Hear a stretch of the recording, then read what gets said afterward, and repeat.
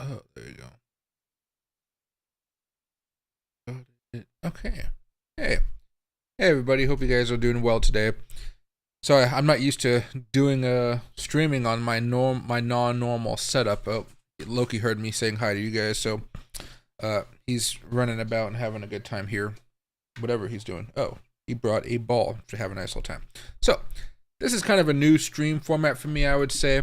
Um, just gonna smoke a cigar, chat with you guys, have a good time. Not entirely sure how long the stream will go. Probably not many people show up since it is the first time, but I'm excited to see where it goes because I know this is just gonna be one of many.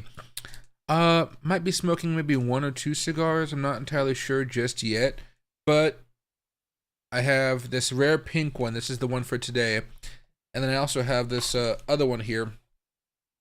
This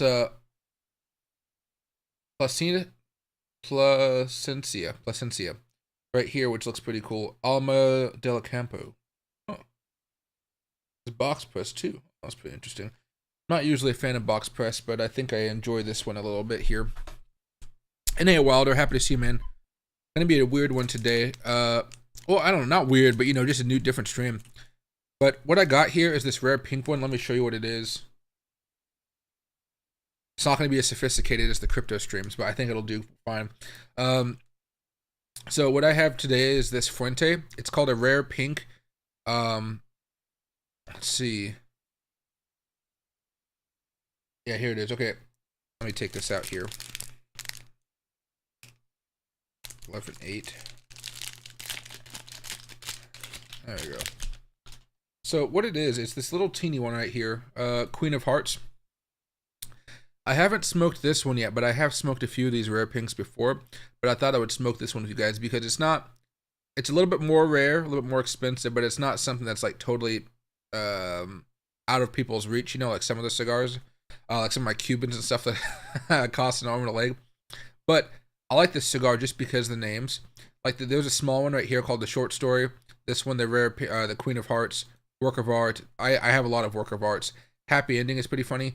I want to try the sophisticated hooker though. This one just seems like it's so much larger, and like look at this. See how big this one is in my hand?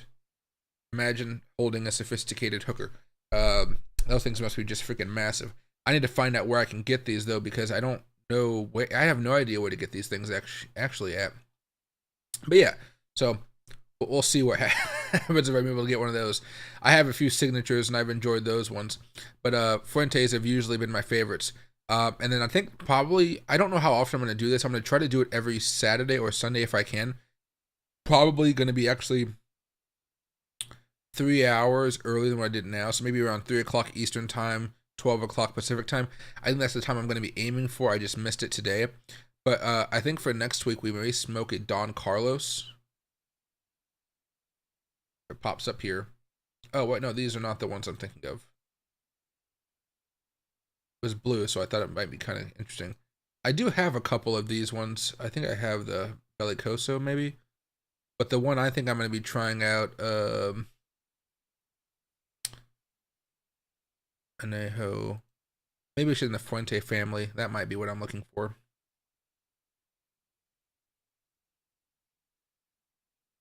Okay, I clicked on one of these. Father and Son, God's Whisper, Power of Dream. I think I might have a Fathers and Son. This might be the one I have, because I got like 6 of them now, and I know I have more than a few. If I go back over here to the Fuente family before I start lighting this stuff up and going over what I think it tastes like, maybe it's the Angel Share. That could be something as well. I like how that video pops up and then it just goes to the next page. No, I don't know. There's one called The Lost City that I like. Well, I don't know if I like it or not, but I see it. But I don't see it in here when I actually go to their website. Right? Angel or Obscuro. Forbidden X? Maybe it's Forbidden X Lost City? You know what I mean? Oh. I get the A-Fuente, but there we go. There we go. Okay. Let's see. That's the cutest little cigar. I know, right? This little thing is awesome. I do have one of these. I think it has to be the Desos D'Amor. But when it comes to this cigar, so there are times when you want to smoke for like an hour and a half or an hour. That's where I usually pull out a cigar like this one right here, the Palencia, or maybe something on the cheaper side like an Olivia O right here. Both are good cigars, not as good as this one, but this thing, it doesn't take too long to smoke. It might take me a half an hour, maybe 45 minutes, but it's just a pleasant smoke. One of the things I've been learning is I've been getting into cigars and smoking more over the past few months here has been I don't always have an hour and a half for smoking. Like if I want to go on a walk and smoke a cigar, I'm not walking for hours. I'm walking for about maybe a half an hour to an hour. So I'll pull out something that's maybe in the size range of not this actually that one might be a good size right here. Something more of a robusto. This one's probably going to last a half an hour, but that depends on what you're doing, because when I show you something like this, I'm going to cut this in a few seconds. Then I'm going to light it. But after you light it, within a few minutes, maybe 10, 15 minutes or so, you're going to already be at the first wrapper here, and you're going to have to take off the wrapper, which is like the only hassle I have with this. The other ones, of course, there's a lot more tobacco here, so it takes a long time before you're able to get to it. Now, we're going to be smoking this for a few minutes, and then it's going to be, and then it's just going to be at the wrapper. But that's why I got this thing, the little ashtray. You guys don't see it when I'm on the other channel here, but I usually have a nice little ashtray. It's right there. It has everything in it, and I empty it, every time after I'm done smoking. So what I'm going to do is pull this out. Let's see. Gotta have two things coming out of here. First one, this is my box when I take to the lounges. Best thing ever. Has a little humidor on top of it. Holds 4 cigars, which I don't think I rarely go through 4 cigars. Yeah, I rarely go through 4 cigars. I think I'm going to a cigar lounge tomorrow, but I think my friend's going to be at the lounge between 1 o'clock and 8. That's like 7 hours at a lounge. That's a very long time. So I'm going to go say hi to him sometime throughout the day. And I might stream earlier and actually go see him later at night, because I don't want to deal with rush hour traffic, which is just horrible, horrible, horrible. All right. But I don't think, my microphone is turned up as much as possible, but what I can do is try to let you guys hear me clip this, because it's a pretty nice little cigar. And yeah, one day I'll be zoomed in enough. Don't want to hit the crown. When I like a cigar, I really get frugal about how much I cut off, even if it's a smaller little amount, or it makes the hole a little bit smaller. I usually don't mind too much. There we go. Now the problem with that is, I wanted you guys to hear that, but now I got little bits of tobacco over here. Sweep, sweep, sweep. I got myself a little vacuum cleaner for when I'm done with all this type of stuff. Alright, and then some people think you need to actually clip this small side right here when it comes to these rare pinks, or even some of the sun-grown signatures from Fuente. You don't really have to cut anything right here in order to make it look like a normal flat cigar. You guys will see that it kind of looks more narrowed in. You guys don't have to do that. Or, I mean, you can, I guess, but it's weird. Alright, here we go. How much fuel does this have? If I did, oh, full. I filled it up last night because I went to the lounge. Alright, here we go.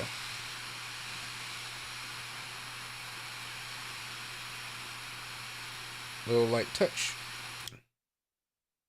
Little puff.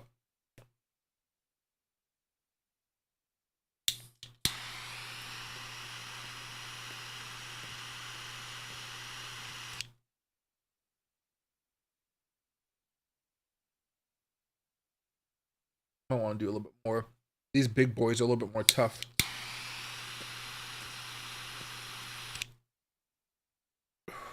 And there we go. Even it out a little bit. But yeah, from what I understand, this thing is... so, you guys remember I lost part of my taste buds when I got COVID, like four or something, 3 or 4 times back in 2021 and like 2020. But what I realize, of course, is I don't taste the same flavor notes as other people when I'm smoking cigars. So I really enjoy this cigar, but this is much as my personal palate here. But what I do notice, it's a good draw. Normally when I do have my cigars out, or when I buy a cigar, get a cigar from a friend, I will usually let it rest for a month. Because what I've learned here, and I'm talking about a lot of stuff I've learned, is if you go to any run-of-the-mill tobacco store, and they have a humidor in the back room, a lot of times the humidity is way too high. And so if you were to take a cigar from there and then take it home and smoke it, it's actually not going to be of good quality. I like to have my humidor set to around 62 to 65%. That's because my Cubans prefer that humidity, but I've realized it's just made cigar smoking so much better. There was a cigar out there called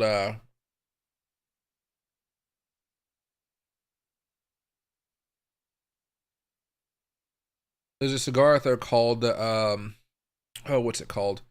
The My Father Le Bijou, something like that. And it's a very good cigar. I've smoked it recently. It was fantastic. However, I had smoked it a few times in the past by just buying it from a humidor, like a store, and then just smoking it when I got home. Each and every time, I was very much disappointed in it. Very disappointed in it. And so, I was asking some of my friends, they were talking about my fathers and stuff, and somebody brought up, oh yeah, I love the Le Bijou. And I was like, ugh, I hate the Le Bijou. It's just too much. It's too bitter, too nasty. I don't like it. And then we were talking and stuff like that, and they were like, one of my friends was saying, hey, maybe your humidor was set too high, or maybe you bought it from a place and you didn't let it rest. And I was like, yeah, I just usually buy it from a humidor. I don't let it rest. And he was, oh yeah, let it rest for a month and then it'll be perfect. So a lot of people, when they get into cigar smoking, they go to a run of the mill, kind of like a chain store type of thing, instead of a more boutique tobaccoist area. And then they're buying a cigar and they're not letting it sit for like a month or even just a couple weeks will do a lot of work for it. And then what ends up happening is they end up having a bad cigar because, you know,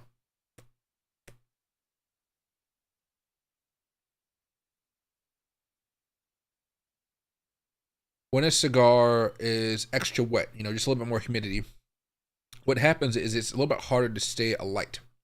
And if it's harder for the cigar to stay alight, what's usually going to happen, especially with some of the longer, thinner ones, what's going to happen is it's going to continue to go out bit by bit. And so you're going to be huffing and puffing on this a lot more than you need to do, which leads to a more bitter smoke because the leaves are just being turned, they're getting too hot, right?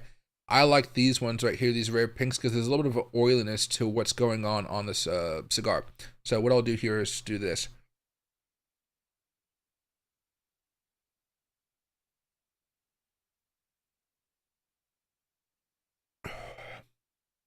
I got control of my camera on Bluetooth here.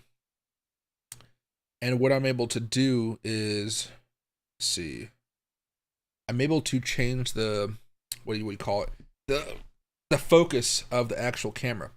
So when you guys see this up a little bit closer up, you'll see a little bit more of a little bit of oiliness to it. It's not going to be like it's some oily thing, but you'll see a little bit more of a sheen to it.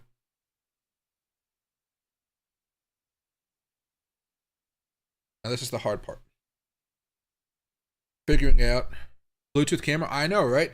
Remember, I pay a lot for this stuff for the other channel. All right, so if I focus this way, is it going to focus more? No, it looks like it's focusing more on my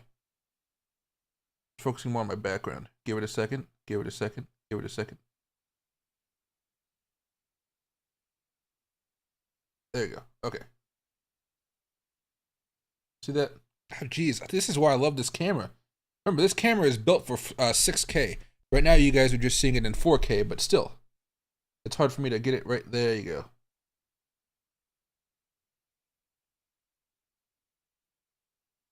I can maybe turn it like this. Ignore my dirty fingers. I was helping out Loki earlier, but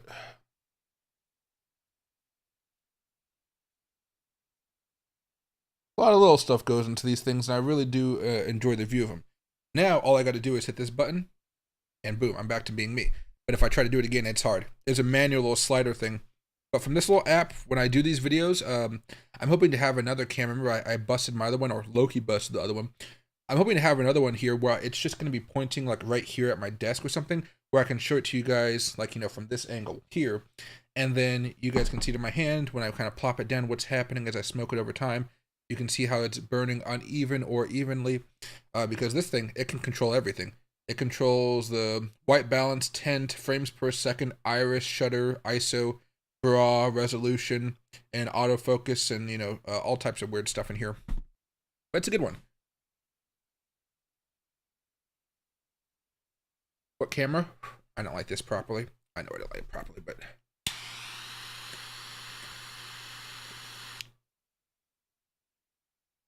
Oh, there we go. Okay. This camera is a Blackmagic 6K. Let me remember exactly what it is. Blackmagic 6K. There we go. No, it is not a Pro though. I did not pay for the Pro price. Oh, here it is.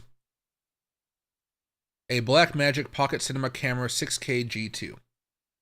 This is the official website for it, but they do a really bad job of like showing it off. I usually buy my stuff off of B&H Photo. And on B&H, it's on sale right now too. Yeah, but it's this thing. It's absolutely fantastic camera. Now, there's a lens, there's a tripod, there's like extra software to get so I could actually stream using the camera, different tools and stuff. But it's a really good camera. I highly recommend it if you guys are looking to get into some footage and stuff like that. It is just a miracle worker. And what is that on top? What Loki did is he broke this stuff on. That's what Loki did. He knocked it over while I was in a meeting. Excuse me. Everything just broke. But you see how everything's kind of covered and protected? I took that off so I can just have everything plugged in. You see how everything's kind of like open flap right here? Everything is taken off because there's always something plugged in. It's always on the charger. It's always, the HDMI is always plugged into my computer. Yeah, it's a really sweet one. Oh, pricey, but I have to say it really does wonders. Go back over here. So I was trying to find out a couple of reviews. There's Cigar Aficionados, and then there was a more simple one, I would say. They're great. They're freaking great. I was looking for a couple of reviews, and the Aficionado one was very, very simple, but I still thought I would read it because, I wanted to see if I could actually taste this the same way they are. And let me get a puff here before I start talking.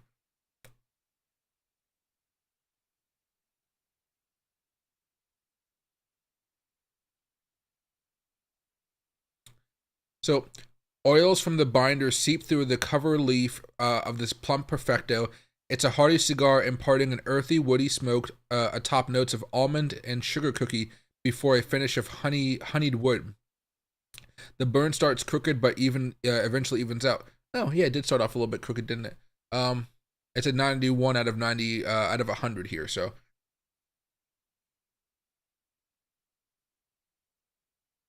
The size is a Figurado. Geez, I don't need to pronounce it. The filler is from the Dominican Republic and Nicaragua. The binder is from the Dominican Republic. And then the wrapper is from Ecuador. I enjoy the wrappers on these quite a bit, I have to say. So that Ecuadorian wrapper helps out. Price goes for about $14.70. Nice little cute one. Now you know why I might like these a little bit more. They're cheaper. Except for you don't get to smoke them for as long. And then the other one, instead of being almond sugar cookie before honeyed wood, let me just...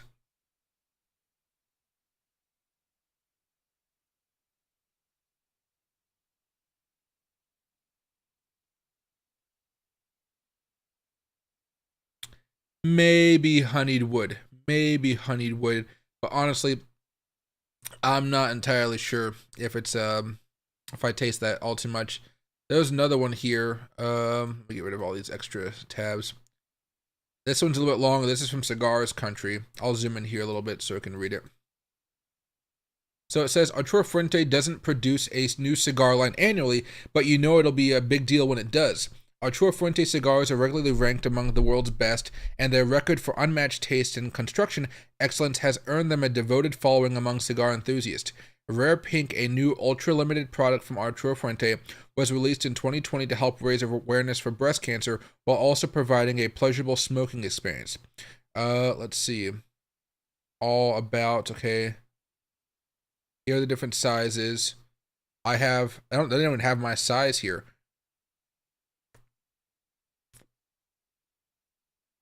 But here's the review. The Ecuadorian Colorado wrapper on this exquisite premium cigar is a deep milk chocolatey brown with a faint crimson color.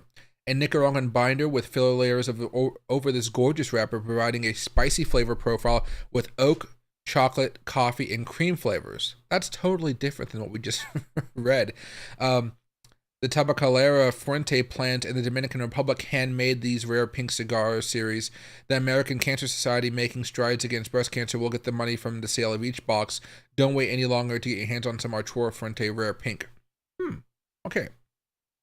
So let's review. There's another review section in the review section. So let's review. Arturo Fuente Rare Pink began as a mild to medium strength cigar with a medium body, both with characteristics experienced in a minor increase in intensity. However, the cigar was light to medium in intensity and medium bodied in the end. All through the smoking process, the body had an upper hand in terms of strength versus body. The burn root and line of the Rare Pink remained quite straight throughout. When the burn transferred from the nozzle to the cigar's base, it required some extra attention at the start. That's exactly what happened with us here. Definitely.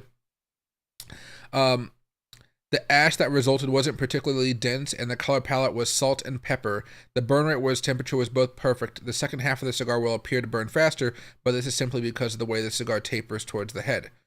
Order red pink. Oh, okay, so this is telling me to read it. So that actually makes some sense here. I understand what they're talking about. I had the same experience with this one.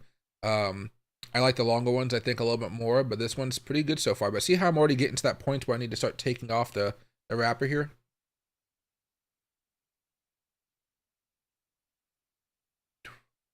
You know, and usually when I go to a lounge, what I'll do is, there we go, first level off. Usually what I'll do is, I'll be talking a lot, so I ash out my cigars. Most people kind of like, they'll roll it if they feel like it's getting too long, or they're, but I don't want to take the chance of it just falling on me because I move my hands and I'm expressive when I talk. So I do a tap tap and it's good, but it does mess up the angle of the ash. See that? One side's just ashing out a little bit too much. There you go. I want to keep it in focus. But yeah, I'm curious what lens I'm using. I'm shooting with that camera next weekend with D20 DZO Films Vespid Primes. Primes. This one, I don't think it's a fancy one. I think it's about as cheap of one I could get because I just needed it for this. I looked into ones that zoom and stuff, but because my camera is so close, like I can touch the camera if I wanted to. It's so close, I didn't really need much. This one is a Canon lens, 24mm.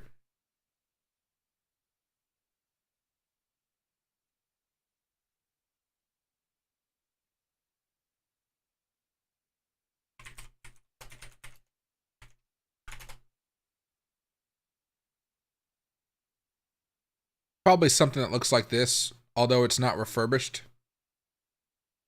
Yeah, something like that. I would have to assume. Autofocus is nice, manual focus is nice, but I didn't. Yeah, 2.8 STM. Yeah, that makes about sense. It's something like that. I've been into camera places before, and I've asked them from you guys know I like to go to expos and things like that. And I was like, hey, what camera would you recommend for an expo? And all the cameras that they were recommending were the lenses were definitely over like $700 to $1,000.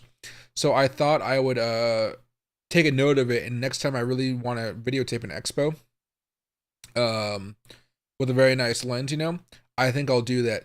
But the one thing I'd say that you need for these cameras that I personally love has been the external memory. So I used to get chips and stuff like that, like the little chips you just plug in there and it just works okay. I got some of these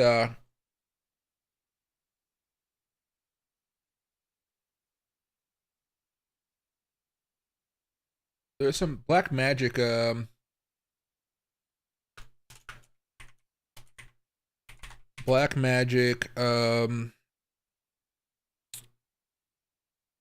storage unit. Camera storage unit? No. Oh, I don't know what they're called. Well, basically you plug it in, and instead of going to one of those chips, it goes to this little card, like a larger card, and the card is like 4 terabytes. Maybe if I type in 4 terabytes. Terabyte drive, there you go. CF cards probably? I think so. This thing. Yeah, one of these. Samsung T7 Shield 4 terabyte portable SSD. This thing, it works wonderfully. Now it is $250. But when I say this thing is just a lifesaver, I have two of them. They've really just made life easier, because what kept on happening, because I like to do the higher, I like to recording 6K raw. What ended up happening here was I would be doing it on a card that couldn't keep up with the speed, and those larger cards are really expensive, right? So what I ended up doing was I was just like, you know what? Every time I would record, it would glitch out, and then it would stop recording through the process because it skipped a frame. And I automatically have it set to, if it skips a frame, the recording stops. I see the red light stop, and I'm just done recording for that session. So I had to fix it up a little bit. And hey, well, you got two as well. I mean, they're great. They're absolutely great. If there was a setup, I would say anybody in YouTube that wants to actually invest, a little bit ahead of time, Blackmagic 6K. I think you can just get the 6K G2. They're looking for $1,500. You get a lens for like $150, something like that. You get multiple lenses. That'll probably cost you another couple $1,000s if you want to go that route. But for most people at the beginning, they don't need to. And then get the 4TB one. 4TB is $250. The 1TB is $109. It's on sale right now. So, the 4TB one definitely makes sense. But I have to say, it makes my life as a YouTuber a lot easier. I used to have webcams way back in the day, and I tell you what, those things were just not good at all.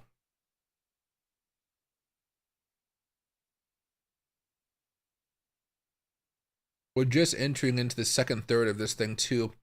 A little bit of an uneven burn at this point in time. I don't think that's necessarily a problem for me, because I can always light it back up and even it out.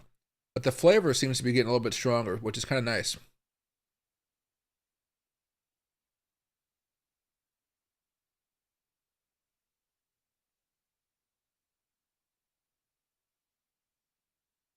I swear, there needs to be more people out there that do smoke art. Every now and again, I run across on my TV, my YouTube channel, I run across these like mesmerizing YouTube videos where they're looking at lights and patterns and all types of stuff. And I wish they would do stuff that's mesmerizing with smoke, because I think smoke is just something that's so interesting. I know it's maybe a little bit harder to see here. You can probably see a little bit of the smoke kind of like, coming off. But when you get a nice thick glob of smoke coming out, and you see every individual strand, it just looks really nice. I'm going to go over here to very fast. Can I do this? Will it let me?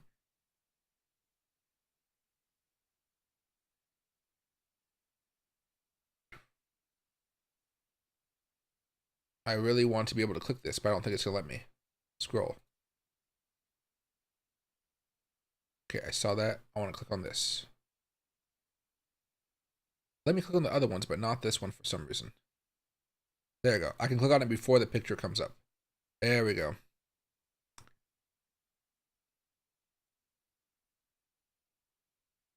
So I have a few of these.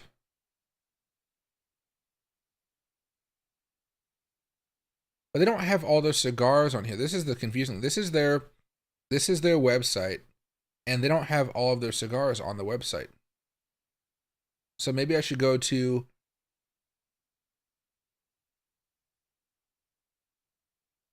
Destino al Singlo. Maybe that's something. Oh yeah, I have this one. Okay. This is something I want to try eventually. I think I have De Familia. I don't think I have the large one right there. But this one right here, the De Familia. Let's see if I can find it.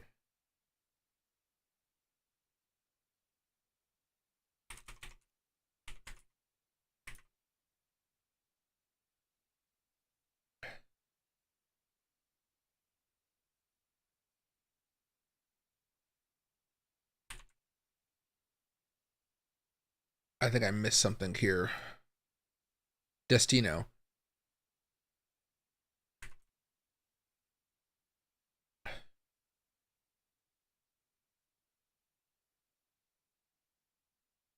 Here we go. So this one's a little bit of a cheaper one, but I think I can find it maybe if I go over here.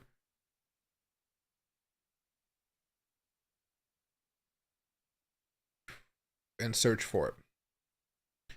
There we go. Here it is. Okay. Fuente Grand Anniversary. Okay, so it must be this one. So this one that they're going on is the Amistad. So it's a little bit shorter one. I think I have the De Familia, but it's same thing. So it scored 93 out of 100, which is pretty good. I like how they actually have a picture of the guy on there. I know it's kind of hard to see behind my head. Clear impressions of cocoa powder, cashew, and cinnamon resonate on the palate. Oh, as do orange peel and creamy cappuccino notes. Balanced and elegant. I would have this on a coffee. That'd be great. It's a little bit stronger of a cigar, though. But it's $14.50. Oh, this is probably $14.50 back in 2015. I wonder if I could find it. Oh,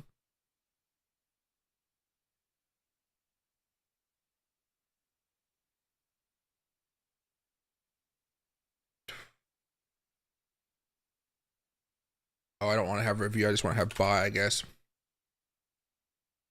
Now, can I buy it by itself or with a box? That's the thing. A box of 13 costs $676? Dude, cigar inflation's real. Okay, so $676 divided by 13. That's $52 a cigar. So in the last 10 years, it's gone from $14.50 a cigar to $52 a cigar. And you're getting a better deal, I would bet anyway, that you're buying it from the box. You know, you're eating a box with, you're not buying just one. So it might be even worth more than that. Oh, snap. But it doesn't look like anything. I mean, I think I have a picture of it somewhere on my computer because I just got some from a friend. So here are those Fuentes. So, no, these are not the right ones. Those are Fuentes, but they're not the ones that I'm thinking about. Here they are. Oh, snap. Okay, let me see if I can do this. Okay, I can do this. No, I just want to open it up in the camera app. And photos, there we go.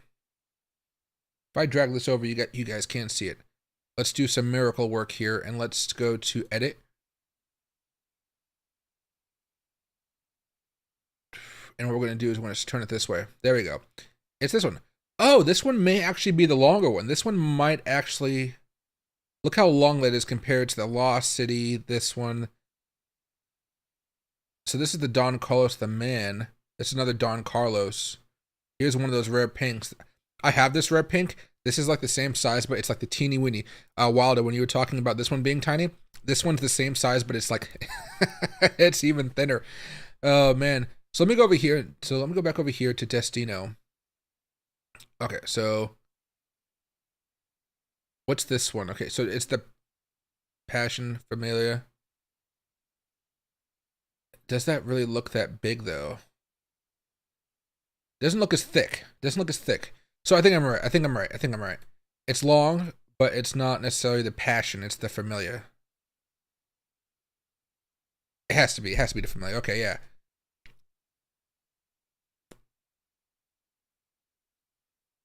A little rich for my blood, though. A little rich for me. What do you do when the ash gets to the label? Typically, here, I'll show you in a second. Let me rearrange my spot here very fast. So, typically, when the ash starts getting closer and closer, all you're going to do is you may ash it out. I'm about to touch it up. You see how it's still not... I'm gonna abuse this very fast. Go minimum. There you go. Okay. You see how it's not burning evenly right now? It's not a bad thing. It happens with a lot of cigars because these are hand-rolled things. But when it gets really close like that, all you do is you take off the band. You see how there's a little bit of a band crease right there? You just take that off, and it comes off really nice and easily. There is a little bit of glue on here. It's not like it's harmful glue or anything like that. But basically, as the cigar is warm, like right now, this is a warm area. This is going to be hot, maybe too hot to touch, but it, there's like a fire in there. Like if I do this, hit the ash, you see how there's a red ember right there? See that red touching in there a little bit? That angle, I think, shows you. It's red. It's hot. So as we get closer here, you just peel it off and take it off. And what I do in these situations is I will bring this up a little bit more, turn this on, set a little flame, you just touch it up like that. Well, for me, like that. I'm not good at doing it like in the mirror view, but touch up like that. I'll touch up. And then I might do another little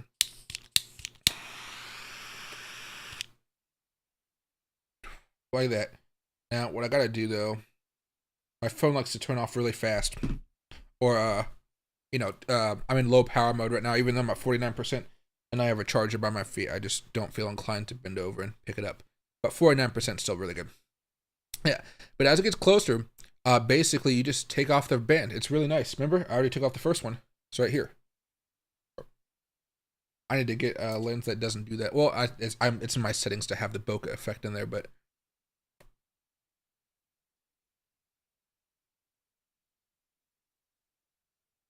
and then excuse me.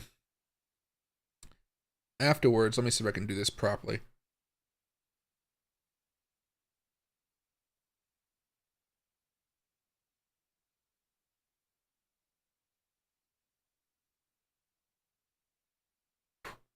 I used to be able to blow O's. I hesitate. I move around after I blow smoke because sometimes when I'm talking like this, I'll be out of breath a little bit. Not out of breath a little bit, but I'm breathing out. I don't want to inhale smoke because I start hacking up a lung, right?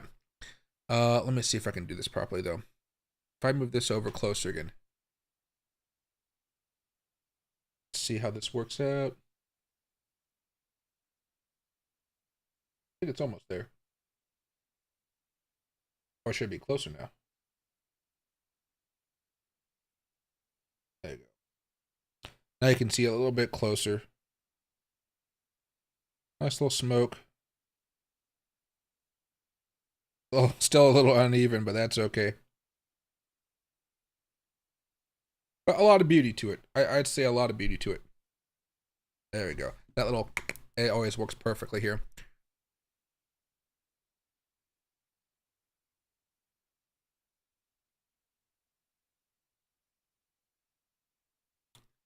There's something in here. There's a flavor I like. I don't know. It might be some of that almondness coming through.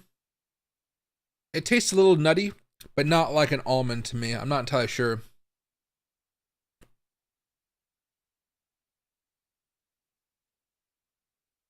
Almost like a walnut, maybe.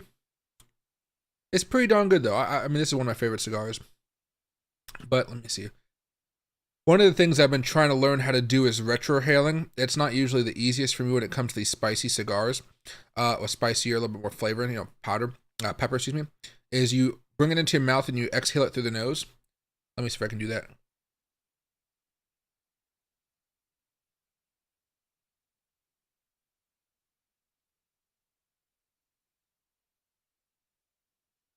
It's like my nose has a filter filtering out the smoke. And now you'll see we're really close to that wrapper right there. So I simply just come over here, but use what little nail I have and just peel, and it's nice and easy right now. A lot easier than the first one because it's already been heated up, and there's no glue or anything. You can't see anything there, and then take it off, and you keep on smoking. Now they make tools to keep smoking this thing as far back as you really want to go. For me, I typically will just go till it starts to burn my fingers a little bit uncomfortable, and I'll toss it in the ashtray, and that'll be a cigar well smoked. That's typically the way I like to do this type of stuff. Some people, it's like a tool that's like think of a little pin. You just put it in there, and you're like holding it from not the cigar, but from this little pin thing, and you're smoking it like this. Some people even put it inside a tobacco pipe, and that way the airflow continues, and you can just smoke through the tobacco pipe. That's not my jam. I like to just till it starts to hurt my fingers a little bit. I'm good to go. Does retro exhaling give other flavor notes? Yes. So I would describe it as if you ever go to a nice dinner, it'll be a little bit weird. But if you go to a dinner where it's like a lot of aromatic stuff, usually for me, some of my favorite food is Argentinian barbecue, or Argentinian grilled food, I would say. If you get like I like to have sea bass, or if you want to have something meaty like a lamb or just a steak, right? If you hold your nose before eating the food, it's going to taste a lot different than if you take a big whiff of the food right before you actually taste it. It adds a whole other depth of the flavor. I would say it's like a depth thing. So when I do this and I smoke it here,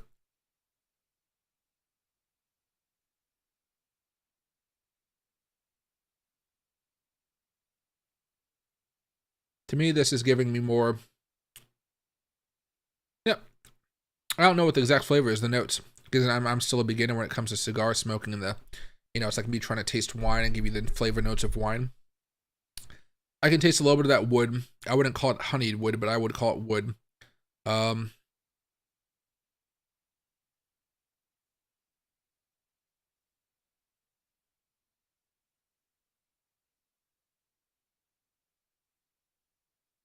A lot. So actually, I got a little bit of honeyed wood when I did a little bit of exhaling there in my nose.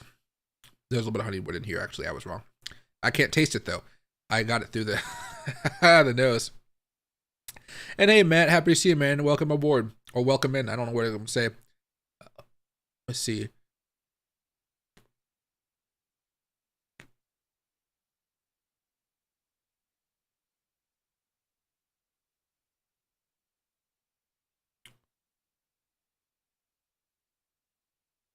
This one isn't as sweet as the longer ones. All right, let me try a retrohale here and see if I can find anything else different. The thing with retrohaling though is right now I'm smoking it quite a bit, which means this thing is a little bit hotter. So the smoke going into my mouth is hotter. Therefore, the smoke coming out of my nose is hotter. You don't want it to be so hot. This is typically why you see people talking a lot and they're not smoking like every few seconds. But I feel kind of obligated to when it comes to these tinier ones, because these tiny ones, they're meant for a quick smoke, in and out, and you kind of go about your day. So I'm trying to feel around here, and you see how I'm moving my finger up and down, trying to feel how hot it is. That lets me know if I should retrohale it or not. It's hot. But let me give it a shot here.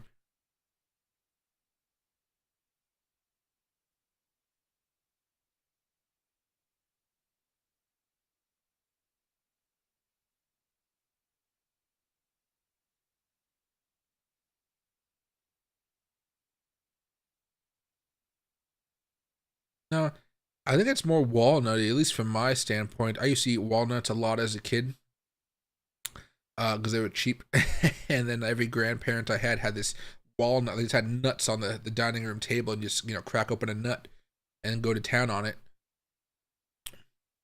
I think it was good because I had ADHD. It kept me preoccupied. But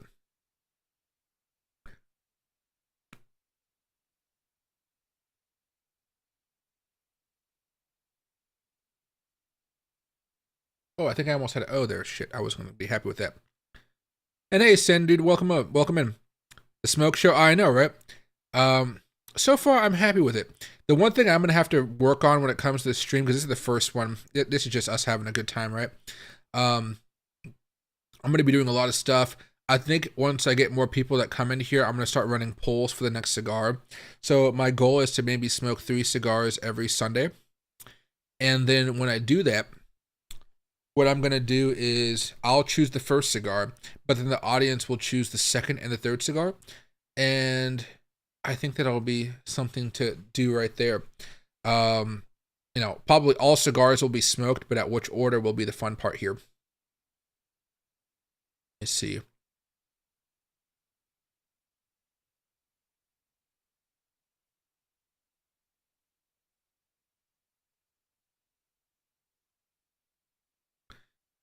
I don't know. This one isn't as sweet as the ones I like, the thinner ones. And you know why? I was talking about this with a friend. So, you see how this is a little bit thicker? So, my favorite part about these cigars is actually not what's on the inside. It's actually the wrapper. That's where you guys are going to get a lot of the flavor of the cigar. And my favorite part of the cigar on this one in particular, on this rare pink, is actually the wrapper. So I'm tasting less of the part that I like, which is the sweetness that usually comes with this wrapper. So it's still good, don't get me wrong. But I have to say, it's not my favorite of the rare pinks. I would say this is actually my least favorite so far because it is so thick. When I go over here and I show you, this is the Destino, and I go to the rare pink. When I show you this one, the Queen of Hearts, you can see it's a freaking chode, right? It's short and stout. The one I normally smoke and I prefer to smoke is the short story, which you can see is just much thinner, right? If I want a quick smoke, this is the short story is what I go for. I got this from a friend, and he wanted to know what I thought about it, and I'm like, I'm gonna tell him it's okay. But the signature right here, my pride and joy. My pride and joy. The signature of their cigars is something I really enjoy. If I go back over here to the Hemingway series, because this one right here is it started off as these cigars, but these cigars that you got looking at, these are the cheaper versions of the rare pinks. These are limited editions that only come out and they're hard to get or harder to get. So here's a short story again, but the one right here, signature, long, thin, more wrapper. You can go to large ones like Masterpiece. You see how they still try to not make, they make it longer, but they try not to make it so much thicker. Untold Story, a little bit thicker, but that's a Maduro right there. Look at that wrapper. That's beautiful. Classic, still. They try to keep it short. Work of art, this one is pretty interesting because it starts off, I would say, okay. But as you get closer and closer in, you get more and more wrapper because the way that the gauge is going in. And so the palate changes while you're smoking it, which I really think is kind of cool. So the flavor changes over time because you get more wrapper per filler, I guess is the best way to say it.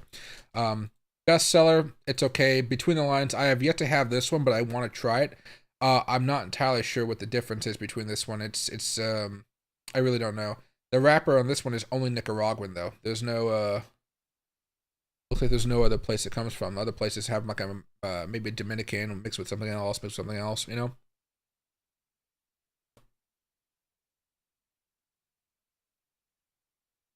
Any other time, I don't have any Cuban cigars on me right now, or at least I mean like downstairs. I have one up. Oh, I have a whole pack of them upstairs. I probably have about 30 Cubans upstairs. Maybe I'll make a video talking about the different Cubans I have. It's just that my humidor is not something that's like very fancy or elegant or anything like that. I have a wood humidor. I stopped using that. I got myself basically a tub right now. It's a massive tub where that's air, nicer when it's like air sealed, you know, airtight. But it basically has cedar trays inside of it that I had to season up a little bit. And maybe I'll do that for next Sunday. Next Sunday, I can probably pull out one of my Bellicoso Finos.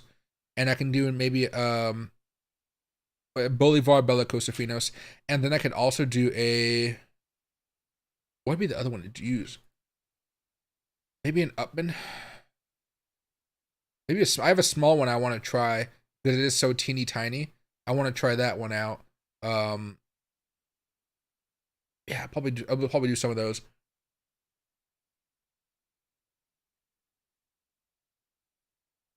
What liquid I pay for it with it? Cognac? So I think it's each to their own. I've seen people do rum, tequila, whatever. With this one in particular, I would probably go with a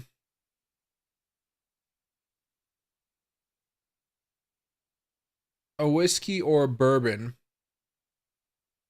However, I would not go over 18 years for that. This one doesn't have a strong flavor that needs a kind of a stronger whiskey. You know, typically when I smoke cigars that are from Cuba, I'm not even drinking anything hard. A lot of those cigars from Cuba are supposed to be paired with champagne because they're so light in flavor. You know, I prefer whiskeys and bourbons that have not been aged as long. So like 18 years is kind of my limit, unless it's something really fancy where I'm just know I'm going to enjoy it. So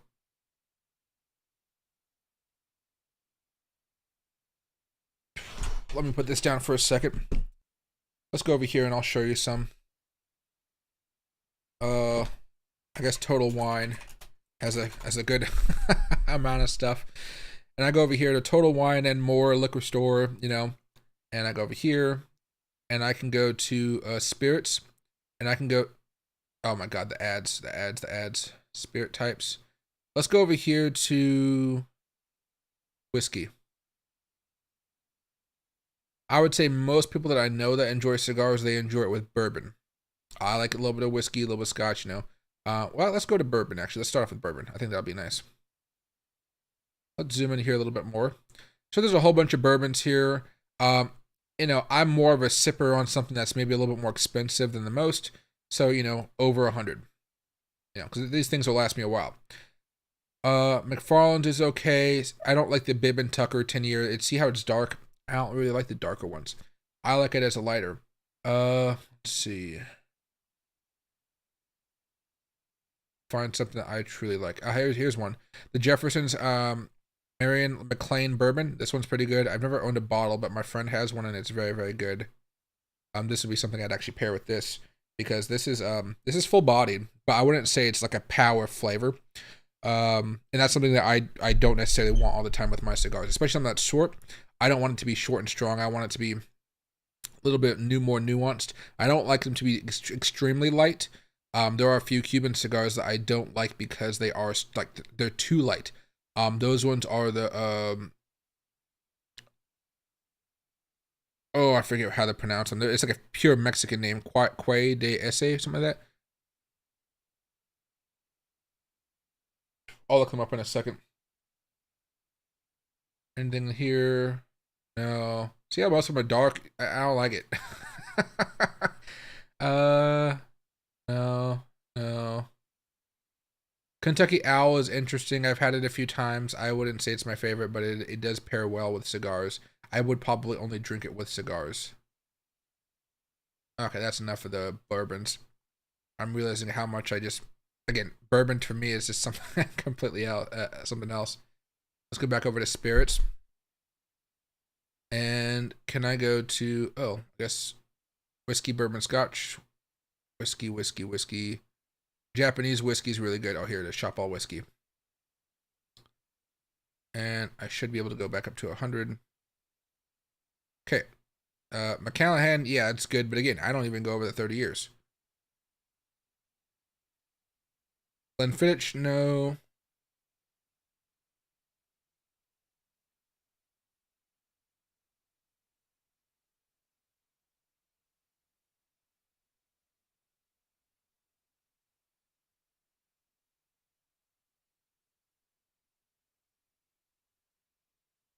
Jeez.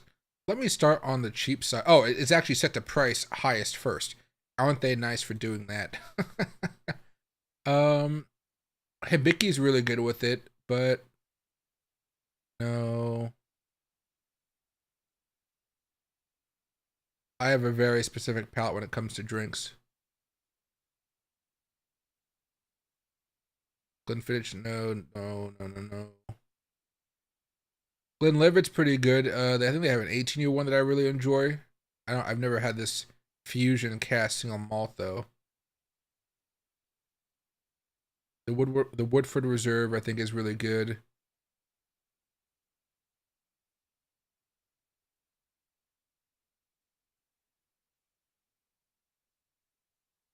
This one right here, the Shin Japanese Malt Whiskey 10-year. It's dark, but it hasn't been aged as long. I enjoy that one quite a bit. With cigars, I don't think I've ever paired it with a cigar though, so that'll be something I'd have to try out here.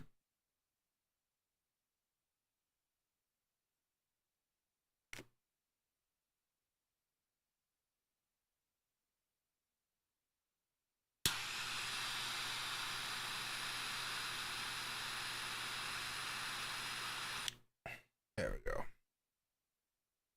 Let's see.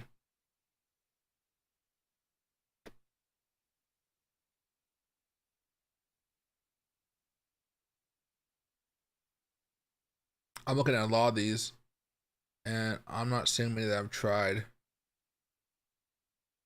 Uh,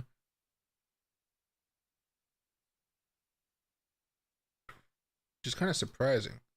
Well, I guess I normally don't look on websites for alcohol, but Redemption's pretty good.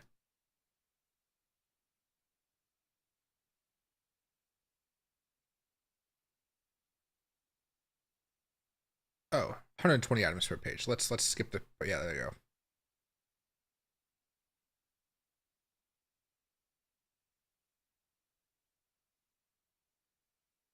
Oh wait, did I? Oh, it restarted me. Let's go over to page 3 here. That'll get us into new territory. Okay, here we go. Kiriyashi's very, very good. I don't like paying for it, but it is very, very good. Um, we have this thing here in Washington called like the it's like an extra tax basically. Deposit recycling fee were required by law. It's a hefty tax. It's like a 40% tax on alcohol. So everything you see here, it's a lot it's a lot more expensive than you would think. Um, Muscle Pro.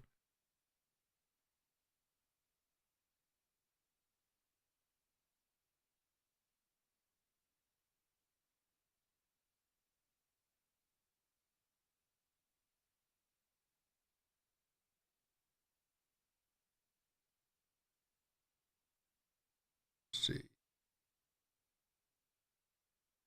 Chicken Cock Island Rooster Rye Rum. Huh. Never tried that. Don't know why rum is in here, but cool to see it. Anything else in here? Glenlivet 21 year. This one is oh, I've had it. Go before 21 years and you're in a good spot. Above 21 years, it's not something I like. But yeah, that's a few to say the least, I guess. Glenfiddich 21 year. That one's a little bit better than the other one, but it's still kind of pricey. But yeah, I'm more of a Scotch guy. You can go with cognac, but if you're gonna go with cognac, I guess I've had cognac with cigars. It has to be something more full body than this. This right now, it's not a Maduro. It's see if I can find it. Rare pink, right? It says, oh, sorry, my bad. Medium full. You know what medium full right here? This to me is not something that I would say is medium full. Something to me that's medium full or just really strong is going to be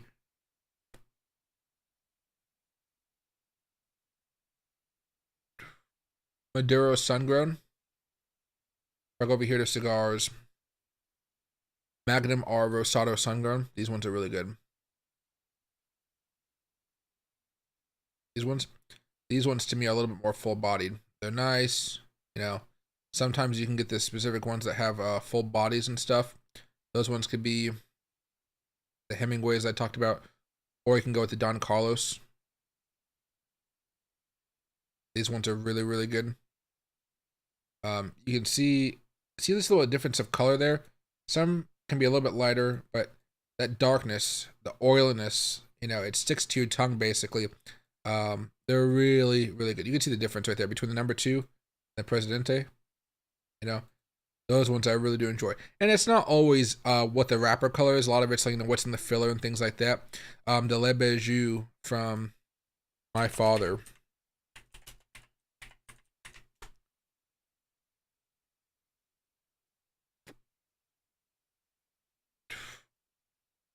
Oh, they don't have a new. They're building a new website. Okay, forget about my father's cigars. Okay, here we go. Holt Cigar Company. I think they're out in Philadelphia. Don Pepin. These ones are really good. I just want the typical Le Bijou. Centurion is pretty good. But see, some of these are really cheap. Say $11, $10. My father's aren't pricey at all. That's a really good cigar for people that are looking to get into them. My father. Le Bijou. No, not La Opportunity. Le Bijou. Here we go. Okay. See how it's like all the way maxed out at full? This one is really, really good. The review for this one says,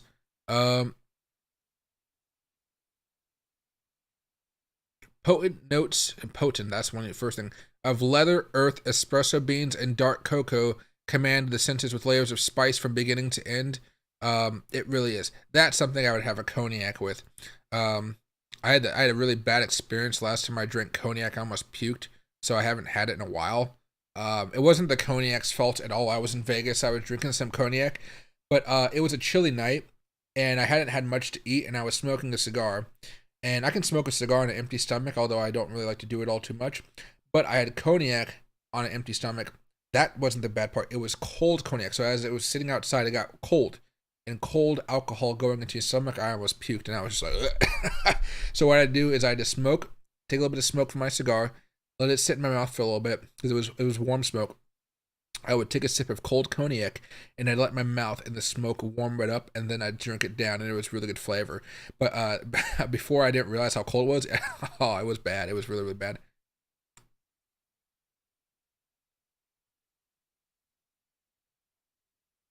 When I was in Central America, I drank so much rum I got sick off of it, but found a whiskey called Black Cock. Sounds like hard stuff. Yeah. What do you call it? It's a, you know, I've seen people of like, you know, they like to pair cigars as much as they can. With me, it's been, I'm a big whiskey and scotch drinker naturally, so I kind of just carry that on over. But I like to have lighter whiskeys primarily with a cigar like this. K de Eso, something like that here. Quide something.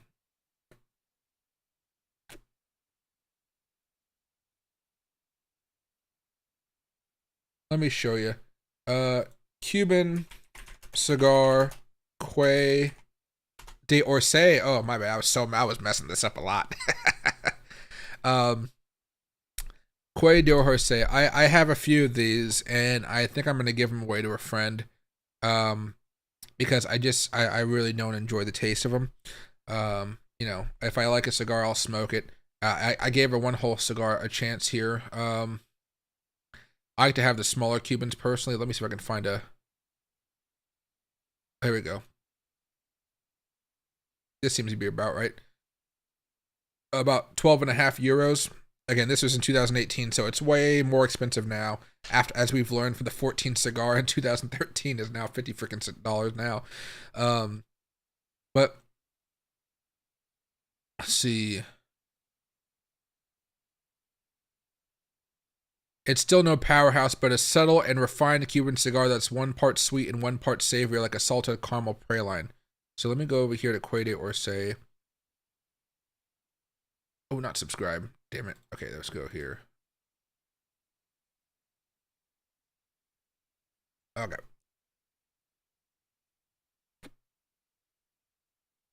Maybe it was number 50. It looks mine wasn't that large.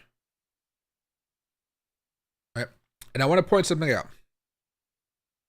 Cuban full body is not the same as American or New World full body. Like New World is Ecuador, Nicaragua, Dominican Republic, Ecuador, El Salvador, whatever. It's all of that New World.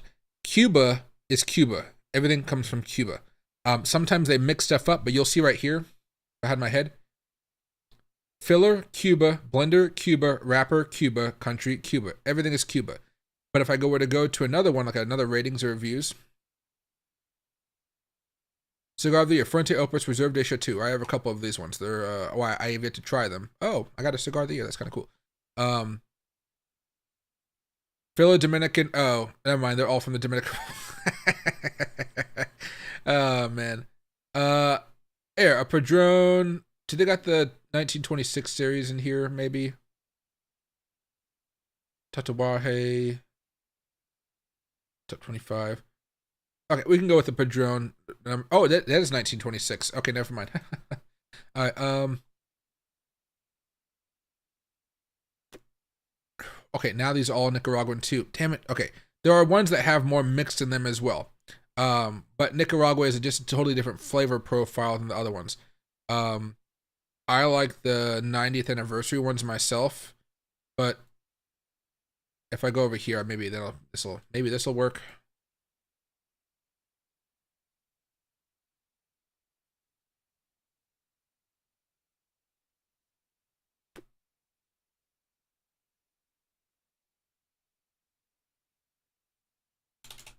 (1926).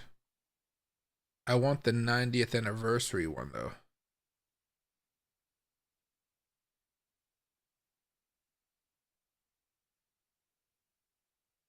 No, okay. I'll find it another time, I guess. It's one of my favorite cigars. But basically, because everything comes from Cuba, it's a little bit different. What's the? Oh, it's not a new review. Oh, slightly flattened with a soft, spongy head. The draw is decent, bringing notes of Middle Eastern spices, mixed nuts, and black pepper before a sweet finish that hints at caramel and gingerbread.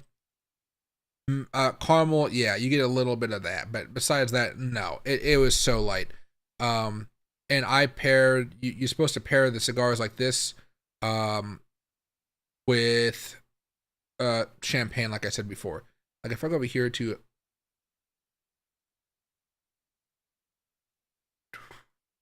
Cuban, but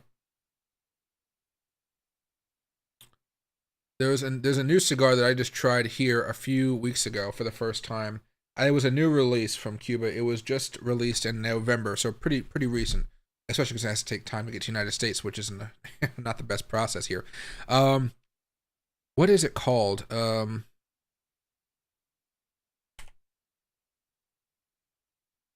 Epicure 3?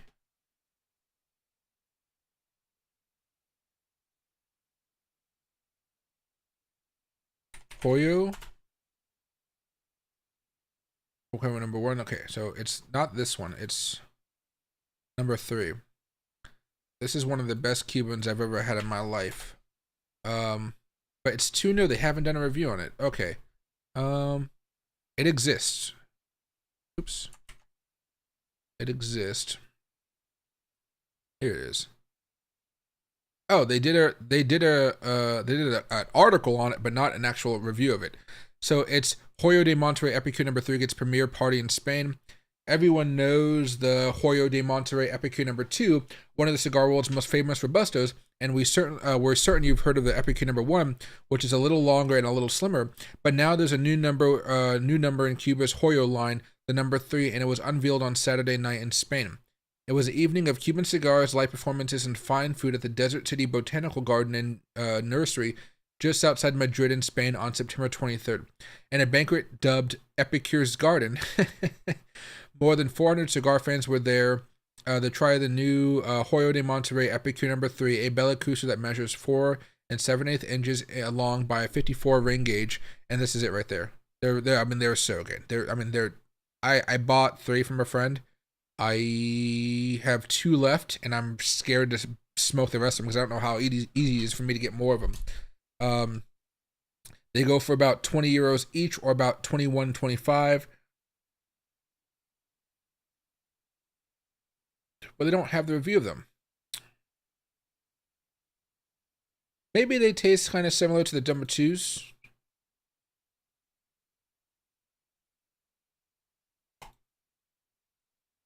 There's a delightfully nut and honey sweetness to the smoke, which burns evenly but has a slightly firm draw. A spicy hint of ground nutmeg really livens things up before a warm, toasty finish. One of my favorite cigars right here. One of my favorite. Not this one, but the Epicure 3. Ooh, yeah. There we go.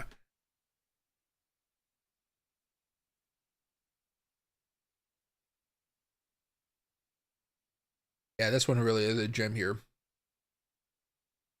But that one's really a gem. This one's good. It needs more wrapper. I swear, it just needs more wrapper. This thing's smoking pretty well so far. It's doing okay. It's starting to hurt my fingers a little bit, but not there yet. So I'm going to stop smoking this here one pretty soon, and maybe I'll open up another one here. But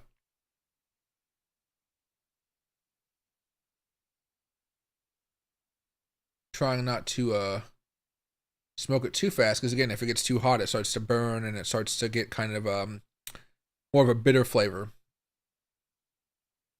But I'm really just trying to understand the notes I'm tasting, and I think over time I'll be better at like figuring this stuff out. But it's going to take months before I'm really good at like saying, oh, this cigar has this note flavor, or this note flavor, or this note flavor.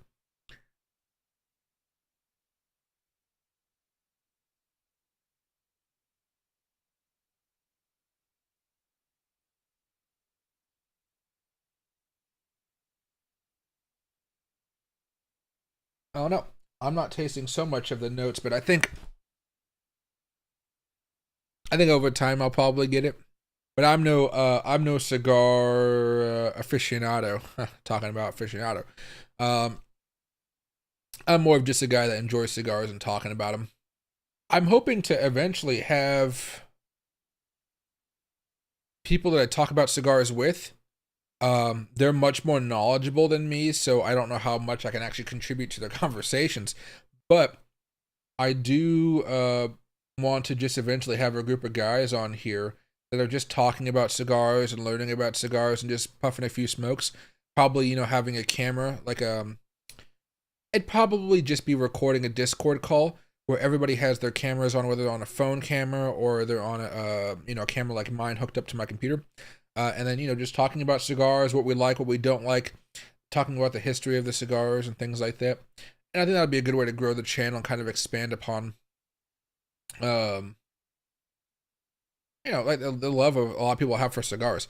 I truly enjoy cigars a lot.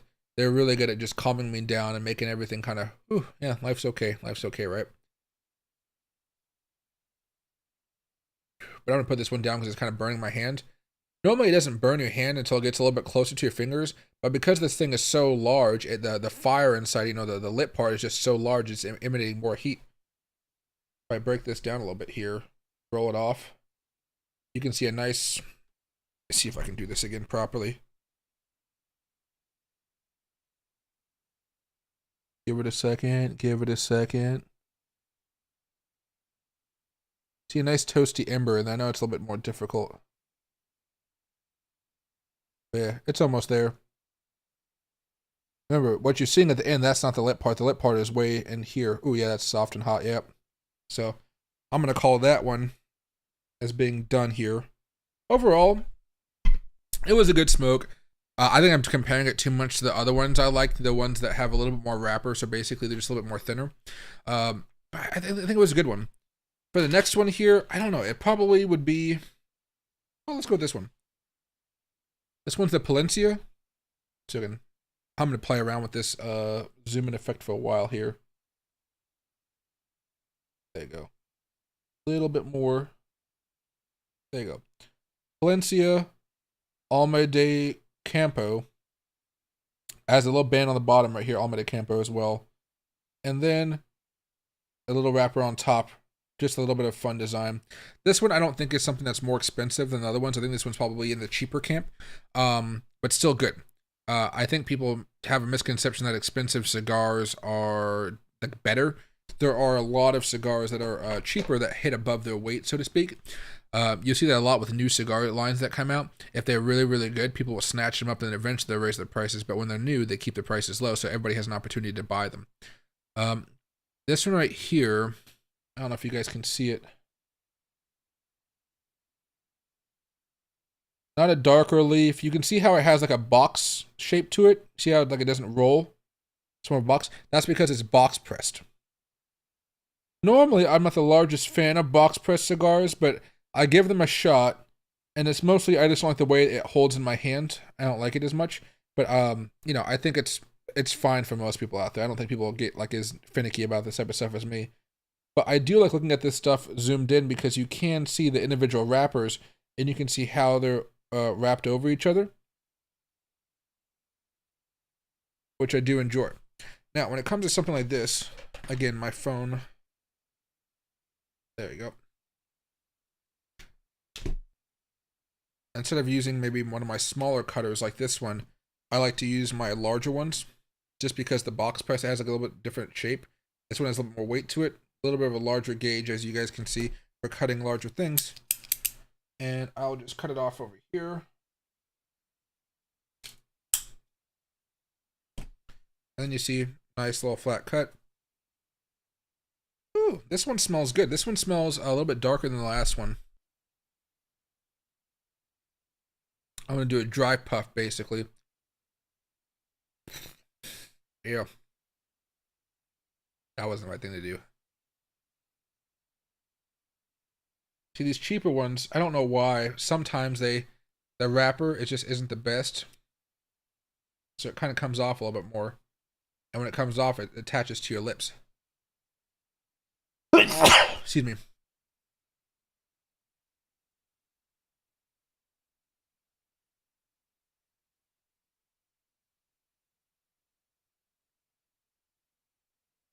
Maybe a tad of chocolate in there. It's not as one of my favorite dry puffs to do is to get floral in there. It's weird to taste flowers, you know, when you're smoking a cigar, but when you do a dry puff, sometimes they really shine because again, they are kind of growing out of the ground.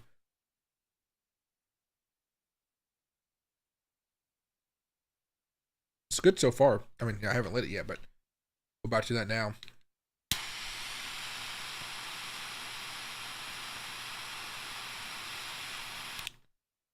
Maybe I do it like that, yeah.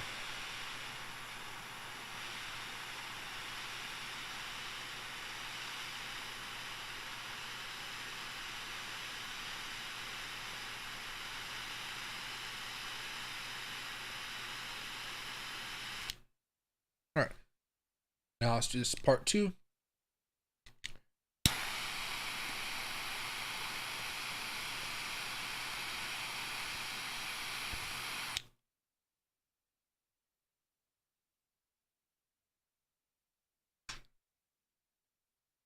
Now, Palencia.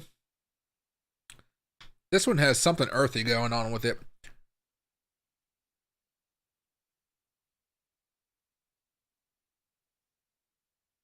This is a whole different flavor profile than the Fuentes. So I wonder, since the Fuente ones come in a lot from the Nicaragua, I wonder if I go over here and I type in Palencia.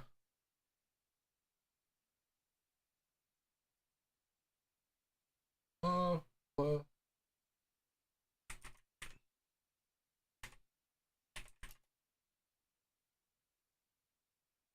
is this a certain number? That's a good question.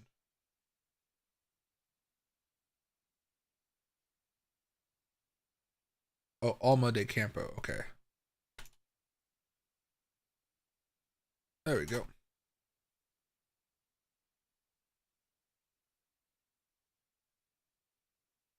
Let's go to the website and check it out.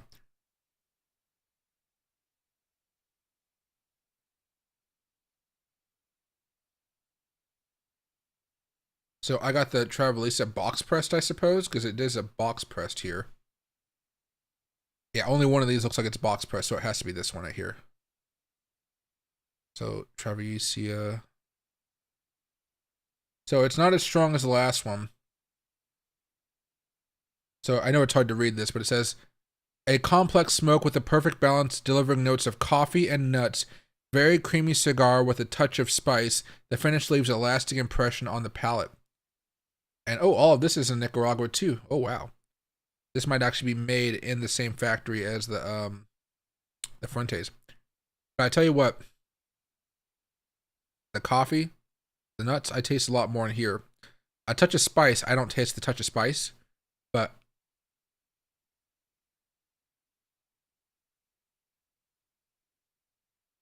as I smoke it more, maybe I'll taste some of those notes. I've only taken a couple puffs. Let's see.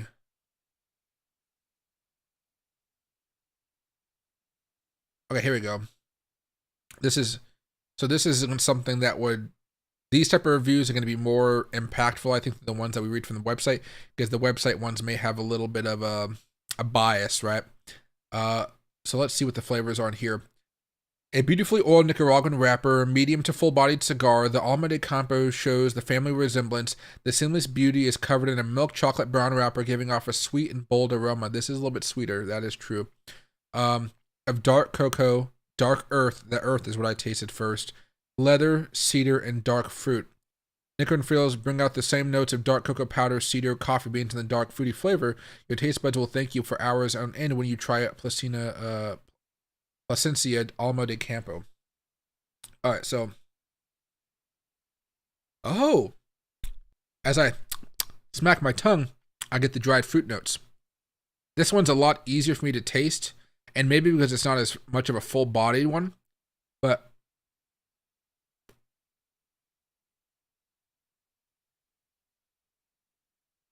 you get a lot more smoke. See that creaminess coming out?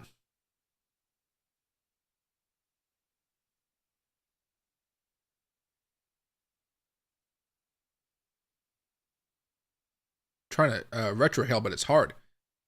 All right. The good thing about doing retrohales with a longer cigar, though, is the rest of the tobacco cools the smoke as it goes into your mouth. As you get closer and closer, it gets hotter and hotter as you smoke.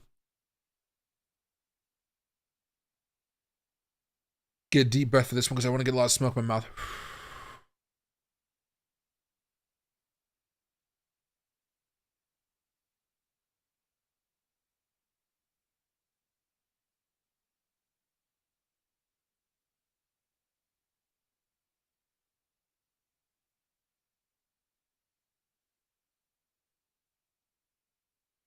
I had it coming out of my mouth. It hurt my nose a little too much. Whoosh.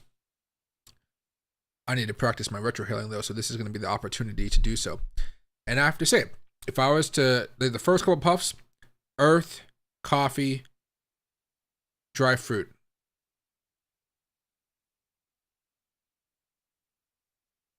They say dark fruit.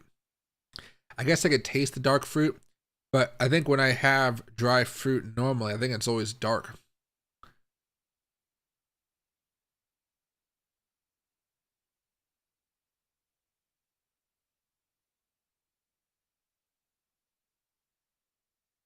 It's hard to get it to go from your mouth up your nose and not just blow out the air in your lungs out your nose.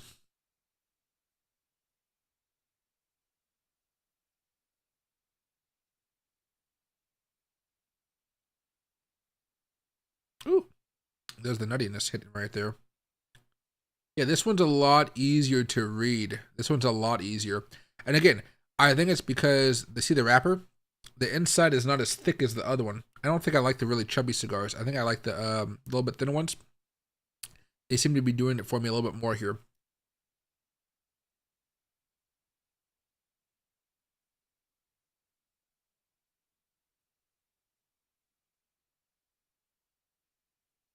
Yeah, I like this one. I would actually say if I had the rare pink in this size, I'd prefer the rare pink like tenfold. But because the other one I think had too much filler for me and not enough wrapper, I think I'm actually enjoying this one more than the rare pink. And this one is a much cheaper cigar than the rare pink, I would say as well.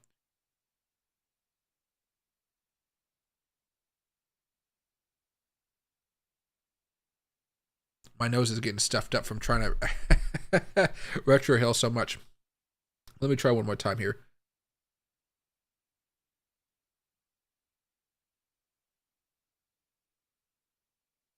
I didn't even try. I just kind of blew it out. You see how fast the cigar is burning now, though. This is burning a lot faster than the other one, a lot faster.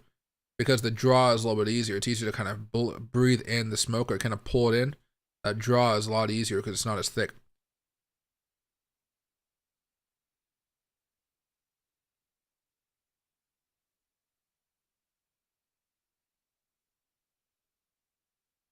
It says leather in here and cedar.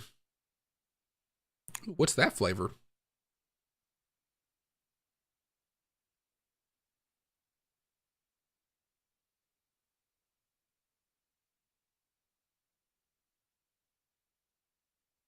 I don't know. I'm looking at a review also. Like on the bottom, it says, I think this is probably from a cigar aficionado. Um, Sweet and spicy notes with nougat, caramel, and nutmeg brought together by a toasty finish. I think I just tasted nougat. I think it had been nougat. It was something I wasn't ready for, I'll tell you that.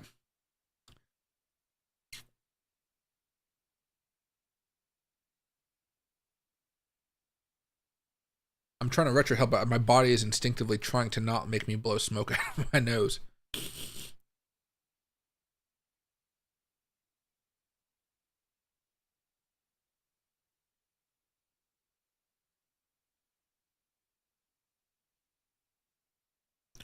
I like this one a lot. This one's actually really pleasant to smoke. Right now, it has a little bit of an uneven burn. You can see that side versus that side by side. You can kind of see. Um, I can touch that up a little bit to see if that would help it out. Knock off the bit part. Now you can see kind of that ember poking out a little bit more. I don't know if you guys can, but I mean, I can feel the heat from here from the cigar. It's pretty darn hot. Now let's go right here. Let's touch it up on that side. That side. That side's fine. There we go. That should help it burn out a little bit more.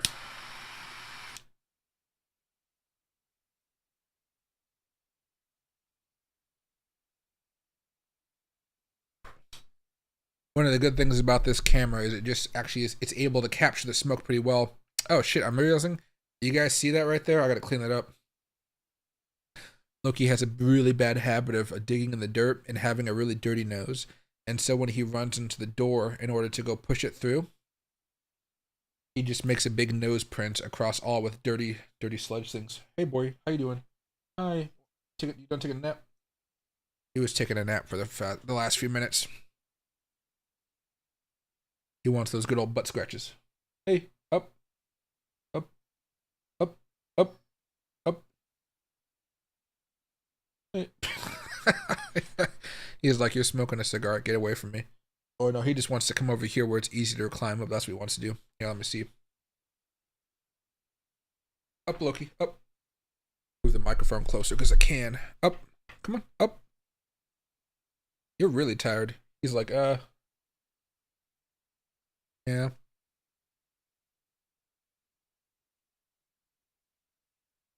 He's like, I don't want to smoke.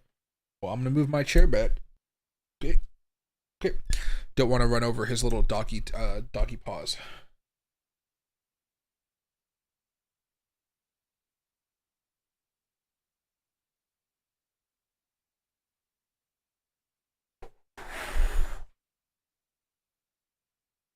Can't have it be too smoky here.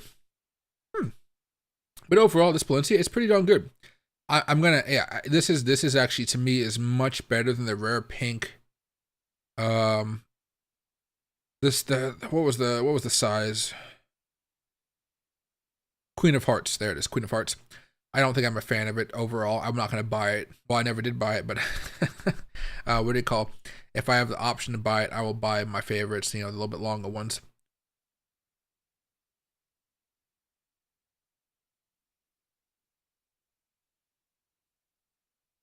Makes me wonder what other types of cigars out there that I haven't tried yet. Like I don't think there's any tobacco that's grown in Washington State. Maybe there is. I don't know. But I'd really enjoy. I would really like to enjoy smoking a cigar that was rolled, excuse me, with tobacco from Washington State. I think it'd be a much thing. And they said, thanks. Much love, Loki. Oh, yeah, Loki's always having a good time. I think he just went upstairs because he's mad at me for smoking a cigar. He's like, dude, why I got smoke over here? It smells. You know, if I smell the smoke, imagine what he smells.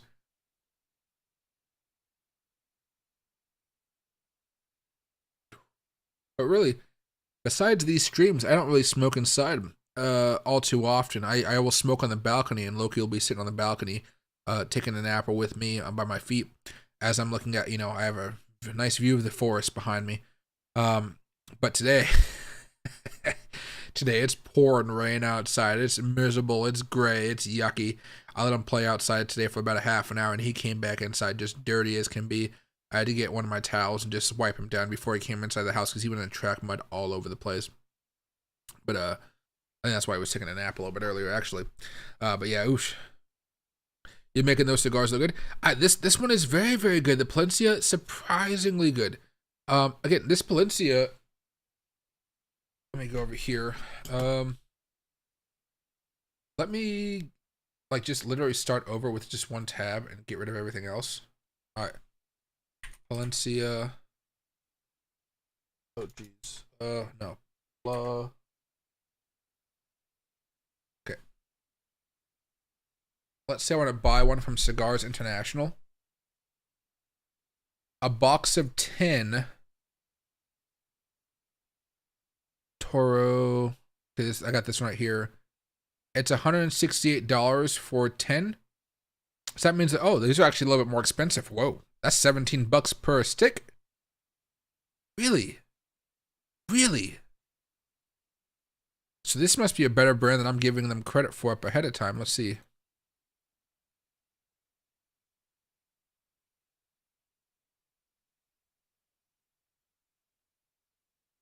Toro extra box pressed.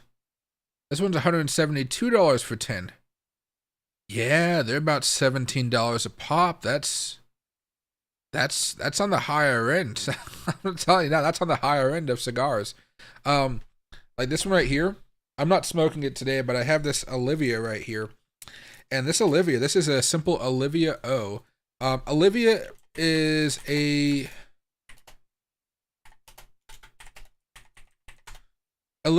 cheaper brand of cigars, but I never have quality issues. I never have quality issues with Olivias.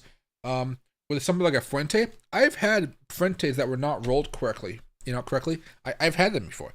With an Olivia, always good. But going over here to Olivia one, a box of 5 is $48. So that means they're about a little like $9 a pop. That's a lot cheaper. $9 a pop. This one right here is an Olivia. Does it say which type? Series O. Doesn't say the size here. 6 inches. Yeah, about 6 inches. Box 5. Toro. Pasto. I wish I had a measuring tape. Yeah, it could be anywhere from pack of. It could be really cheap. This thing could be really cheap. But it's a good smoke, which is why I still have them, right? Some guy I was talking to last night at the lounge, he was showing me that he got some nice box of Olivias, and I was like, oh yeah, that's a nice box. But then I pulled out my cigar, which at the time I was smoking a Cuban, and he was like, oh shit, I didn't know I'm talking to Mr. Richie Rich over here. This is a fantastic cigar. But I bring that cigar out every now and again. If there's one Cuban I have a lot of, it's my Bolivar Belicoso. There you go. And it's this one right here. These ones they're not that long. You see, it's not a very long cigar, but it's fantastic. Unfortunately, this is in 2015, I guess, when they wrote the article. It was already $18 per cigar. I don't think it's necessarily much more expensive than that.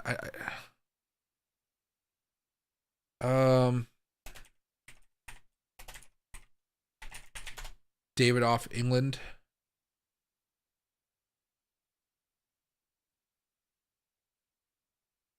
Oh, a single stick is $40. Oh, maybe I have been smoking these a little bit too much. Oh. Okay, so yeah, time changes the price of these things quite a bit. Holy shit. But yeah, at least in 2015, there were 18 euros. In the year 2024, with high inflation, we somehow ended up at 40 euros here. I have to say, it really is just an amazing cigar, though. If you have the opportunity to buy these when you're out, outside the United States, I'd highly recommend them. This thing, enjoyment time, it says, is 45 minutes. That's a pretty good estimate right there. It's just a fantastic cigar. I really, really, really, really love these cigars a lot. They have almost they don't taste like any other cigar I've ever had. Maybe I could try to find one for you.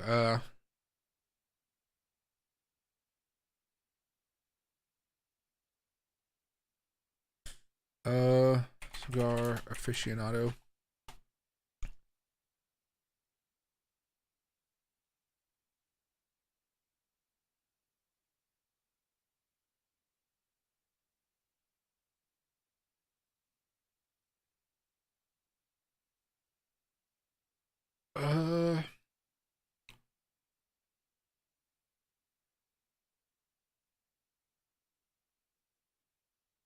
Trying to see.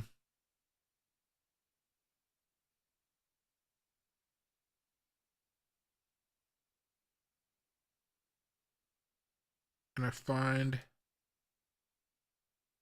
What I'm looking for is just to find the review of it, though. Or maybe the top one was the review.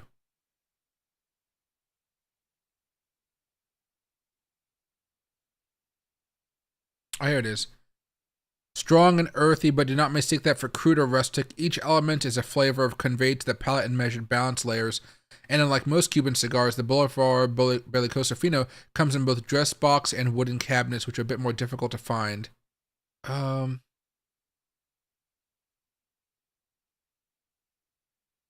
Review.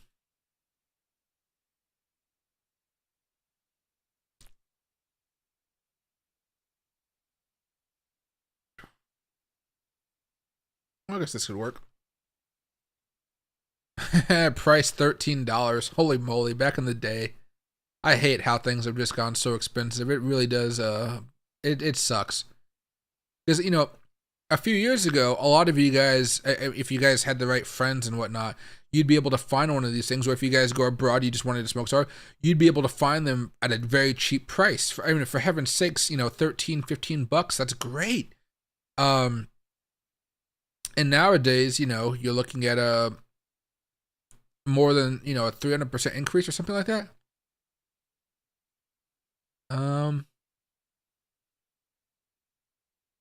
So as far as that one, it says this is from the cold draw, so it hasn't been lit yet. $40. I know $40 is expensive for a cigar. I don't even pay 40 cigars for I do, but it's not good to do. Like every time I pay for high quality cigars like that are expensive, I know I shouldn't be doing it. But I don't spend my money on a lot of other stuff. I don't have tons of hobbies. I used to spend a lot of money on video games. I don't play video games as much as I used to. A lot of my expenses are just your month of the real, bills, credit card payments, going out to eat, going out to drink. Cigars is where I've kind of pumped in some excess income, and which is why I currently have a stash of like 300 cigars, which are averaged at about like $15 to $20 a pop. So Yeah, a little bit, a little bit expensive. But he says, from the shaft and the cold draw, I can smell caramel, generic sweetness, coffee, chocolate, malt, floral notes. Floral notes is, yes, I do that a lot. Fruity and creamy, very, very good. Um, from the clipped cap and the foot, I can smell red hot pepper, chocolate, malt, floral, caramel, fruit, and very creamy. Huh. That's interesting. Now, from the cold draw, we actually breathe it in. Malt, pepper, cream, chocolate espresso, nutty, and a slight touch of lemon zest. I have never tasted lemon zest in the Fino, not at all. Okay, so for the first third, let's see. The draw is impenetrable. Out comes the perfect draw cigar poker to create a tunnel down the center of the cigar. Oh, he's trying to sell something. The draw is perfectly fine with the Bellicose Finos. If I click on this, will it sell me something?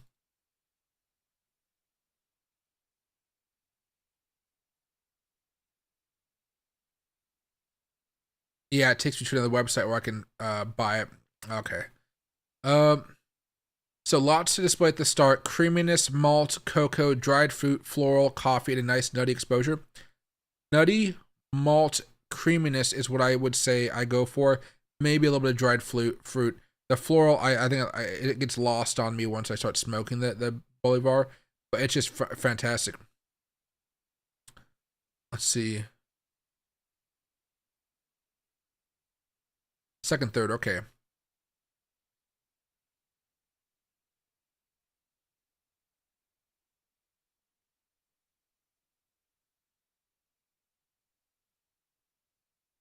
I don't know. He doesn't.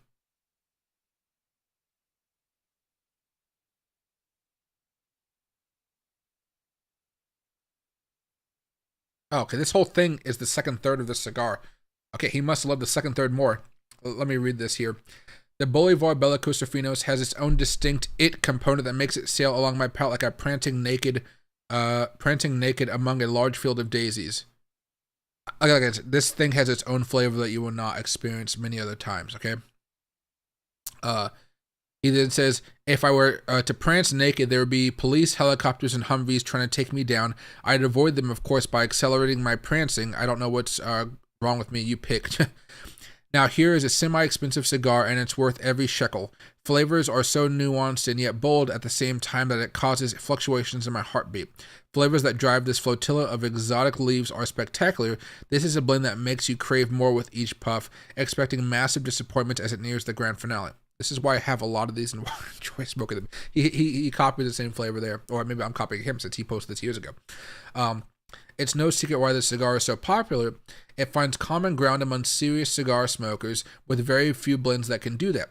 While this is a great smoke due to its complexity, it's a one-trick pony in a sense that keeps the parameters of its flavor profile on a very linear trajectory. Nothing veers off track, straight ahead, Captain Jack. I don't like to go off, I mean, like, I guess ADHD tangents, but again, cigar smoking is not about going off on tangents for me. It's about experiencing something nice. Um, Even with the questionable construction, I have had no issues with the wrapper. You do see certain Cuban cigars, especially in the mid to late 2010s, having bad constructions because they were trying to out just push them out as fast as they can, and they did have poor construction. So the newer ones have good construction, but the older ones, which we're going to read some of these articles, they actually there's a reason for that. Um, Blam, the cigar takes off as it nears the halfway point. We have a touchdown, Houston, a big flavor bomb. Wow, I wasn't expecting this. I believe I have an erection. I'm asked a lot about the safety of buying Cubans online. I have found that Cigar of Habanos is more than reputable. Oh no, let's see. I get it. The halfway point shoots for the cosmos as I float on a magic carpet ride. Getting to the halfway point took its time on like its short journey to the second third, 40 minutes. 40 minutes? Jeez, you're not smoking it fast enough. I love it. Um, I just want to find the flavor.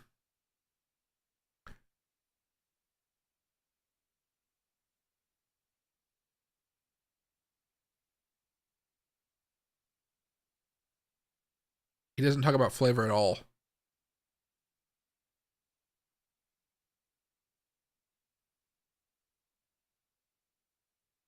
Let's see.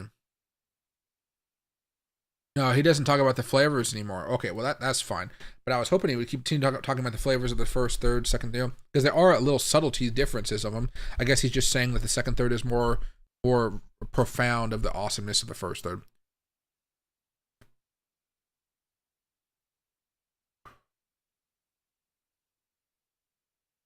Oh, hey, on time. $40. Damn. Gurkha Royal Kurdistan cigar is the most expensive cigar in the world, priced at $1.36. That's what Google says anyway. Oh, maybe $136. There's a cigar I want to buy from a friend, but the single cigar is like $130 or something, and it's a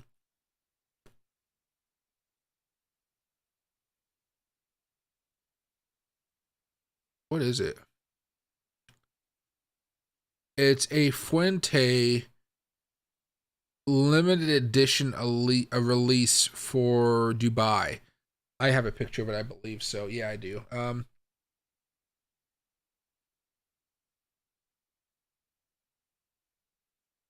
It's this one on the far right. Um,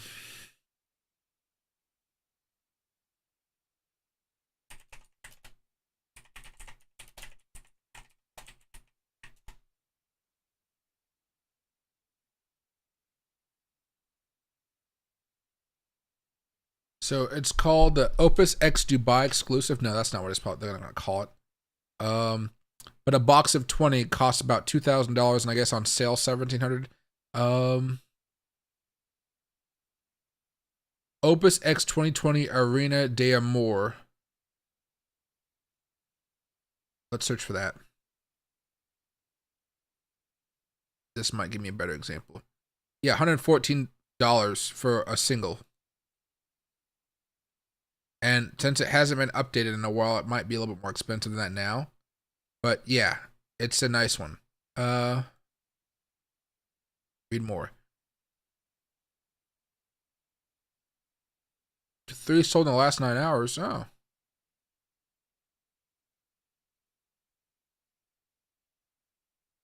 Let's see.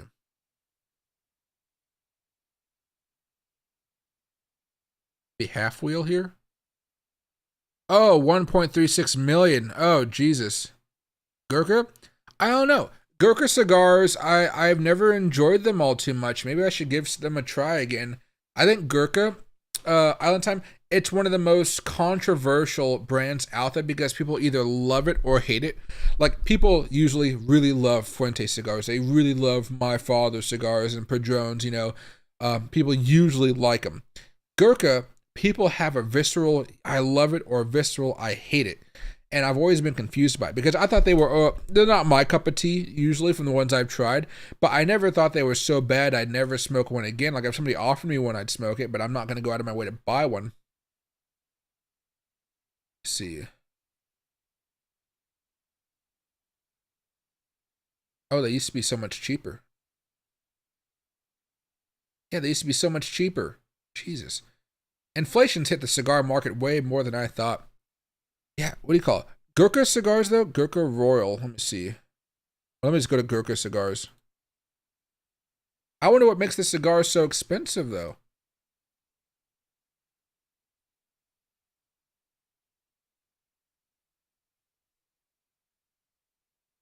All right, here we are.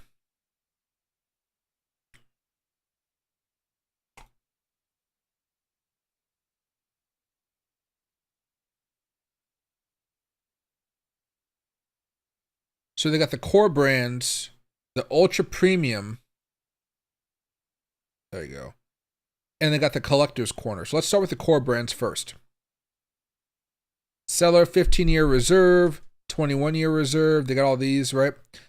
To me, I don't really like any of these. Again, I would smoke them, but I'm not going to buy them ever. They've always been kind of interesting. But you can see they have a good look to them, though, right? I think this one right here, the Revenant's Maduro, is something that I see smoke quite a bit.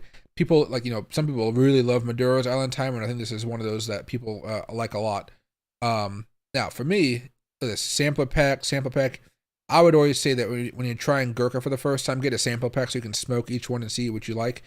Because I don't like them, but some people really do. Now let's go to the ultra premium, and maybe the collector's corner will have what you're talking about there. HMR. Ooh. Dragonfly. The Black Dragon Tubos. And the Maharaja and the Beauty. Okay, let's go to the Beauty here. So this is a mild to medium bodied cigar encompassing a smooth and creamy flavor profile with notes of chestnut, vanilla, and caramel. Oh, okay. So let me go over here to search Google for the Beauty. And then Gurkha.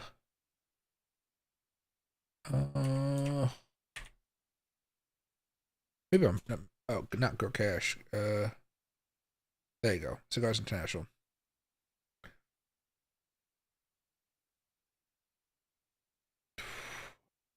A box of 25 costs $600. Yeah, that's more of a premium cigar, I would say. A little bit of a lower body profile than I might like, but it's there. It has a pretty good price to it.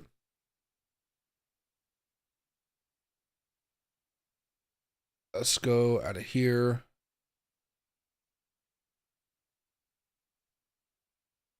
Back to ultra premium. The Maharaja piques my interest just a tad. 60,000 MSRP? Why? Oh my gosh. From the Dominican Republic, but why is it that? So Gurkha's newest edition of the super premium blends is the Maharaja, a secret blend to the best quality tobaccos. The beautiful Madura wrapper pairs Dominican binder and fillers to create a smooth and sweet taste on the lips, a medium-bodied and one-of-a-kind cigar. It boasts a price tag of $6,000 per cigar, housed in a 10-count, mahogany wood humidor or 10 piano finished mahogany coffins, keeping with Gurkha's tradition of presenting cigars in unique award-winning artistic packaging. The limited edition Maharaja has set a new precedent for premium tobacco. I'm guessing it's because of that nice mahogany wood or something. I don't know.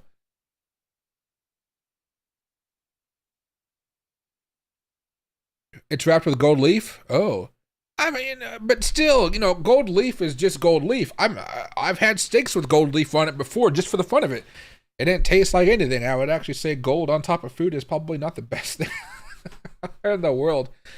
All right, let me see. Let's keep going through these. Okay, so back to the ultra premium. Let's go to this one right here. Oh no, let's go to the Dragonfly. Available only in international markets. So Ecuadorian Habano wrapper, binder Sumatra. Oh, that's interesting. And filler Dominican Criollo 98, Nicaraguan Estilier, and country of origin Dominican Republic. Okay, so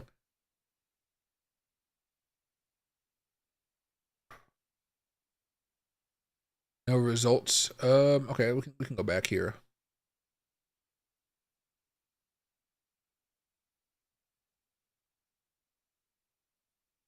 Just place that with the Beauty. Oh, that's not what we're trying to do. Paste, there we go.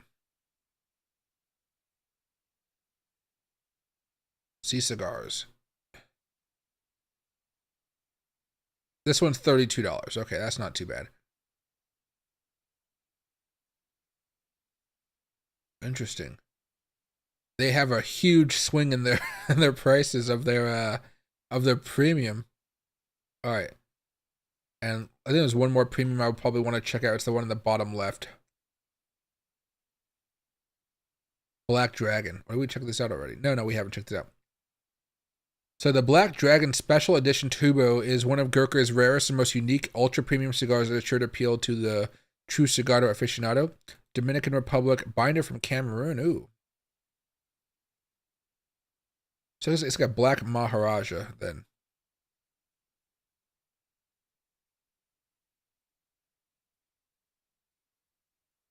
And then let's see how much these ones cost. So a single costs about $60, $56, $57.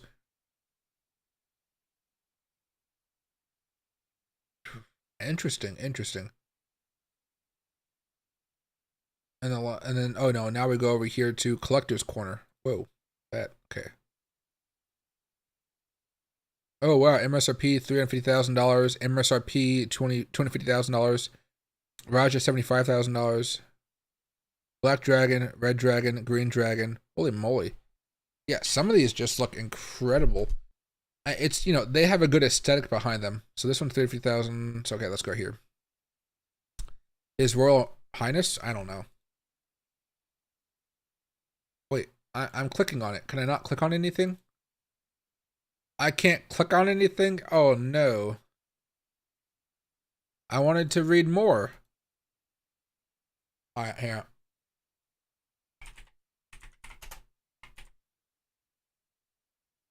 I forgot the last letter. HHR. Okay.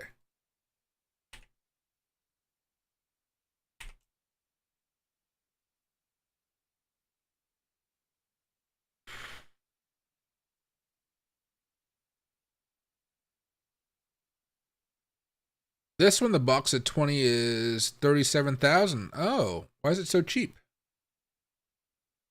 $350,000 to this. Maybe it's not having the full box.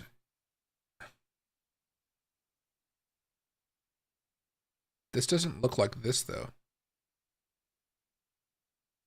It does not look the same.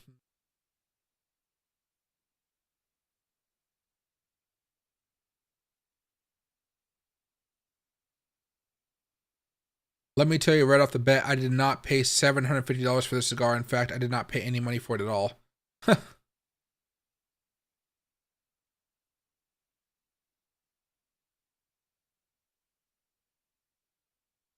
Oh, he basically traded for it. Okay.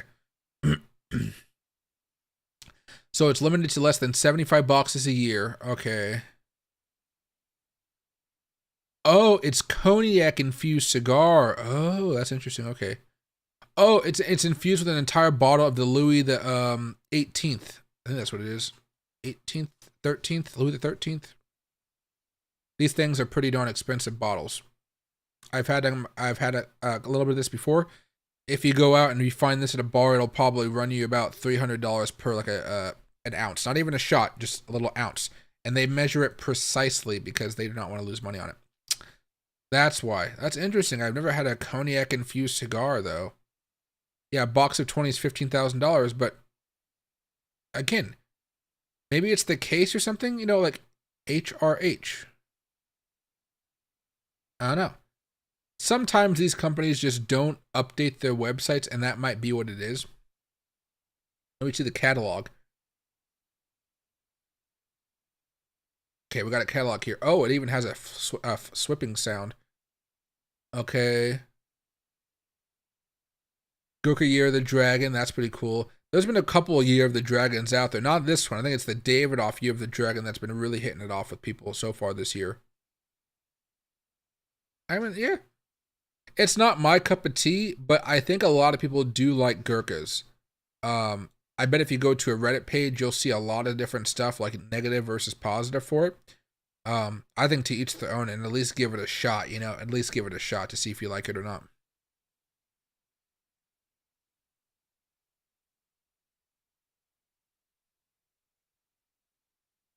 Yeah, seems okay. I mean, I haven't tried all these, so I'm not going to say these are all good or all bad.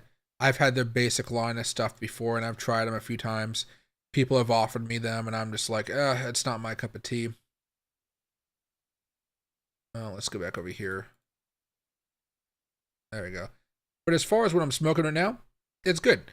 The Plasencia Alma de Campo. It's pretty good. I'm surprised this cigar is $17 though. I didn't know when I chose it to smoke. I was gonna have one of the more expensive ones, you know, the rare pink here, and then I was gonna move on to something I thought would be a little bit cheaper. But no, this thing is pretty much, you know, 17 bucks, kind of around that same price point, especially since this thing has a lot more tobacco.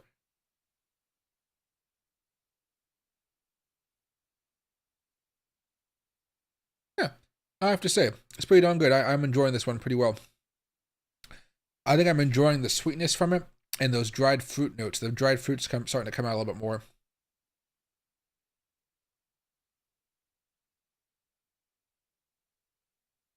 A little bit less of the earthy flavors I was tasting before, but still, overall, I would say they're doing pretty well. Let's see right here. There we go.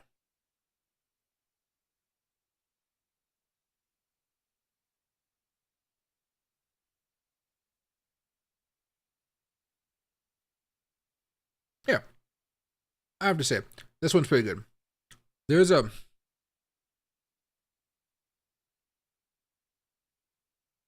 little bit of bitterness, but that bitterness is me smoking this too fast, so I better put it down for a second. I forgot to...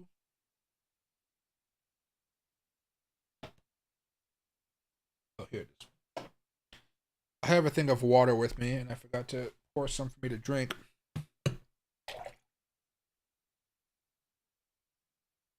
I just got a new water bottle in the mail this morning, but I haven't unpackaged it completely. It's really darn good. It's like a liter jug of water. That way I'm not thirsty during the streams anymore. I have a whole liter of water and I can just kind of pretty much chug it, and be happy with it. There we go. But now I feel bad because I'm smoking this too fast. I just ashed it out and you can see a little bit of that red ember from the middle right there, the front of it. It's still looking very good. It's not a full-bodied cigar though. I think a lot of you guys probably wouldn't like full-bodied cigars if you guys just started off with smoking. I almost think it's like smoking weed or maybe drinking alcohol or something. You have to kind of build up a tolerance for it. Not all Maduros and darker wrappers and more full-bodied cigars, I would say, have I wouldn't say they have more nicotine in them, but there are a few that have quite a bit of nicotine in them, so they can really put you on your butt if you're not used to it. And I think a lot of new cigar smokers, by accident, they will tend to inhale that smoke by accident, leading to a pretty crazy buzz. But you're not supposed to inhale the smoke, so but they do it on accident. So it's better to not and start off with those Maduro types. Maybe something similar, like a quiet or like an Ashton, you know.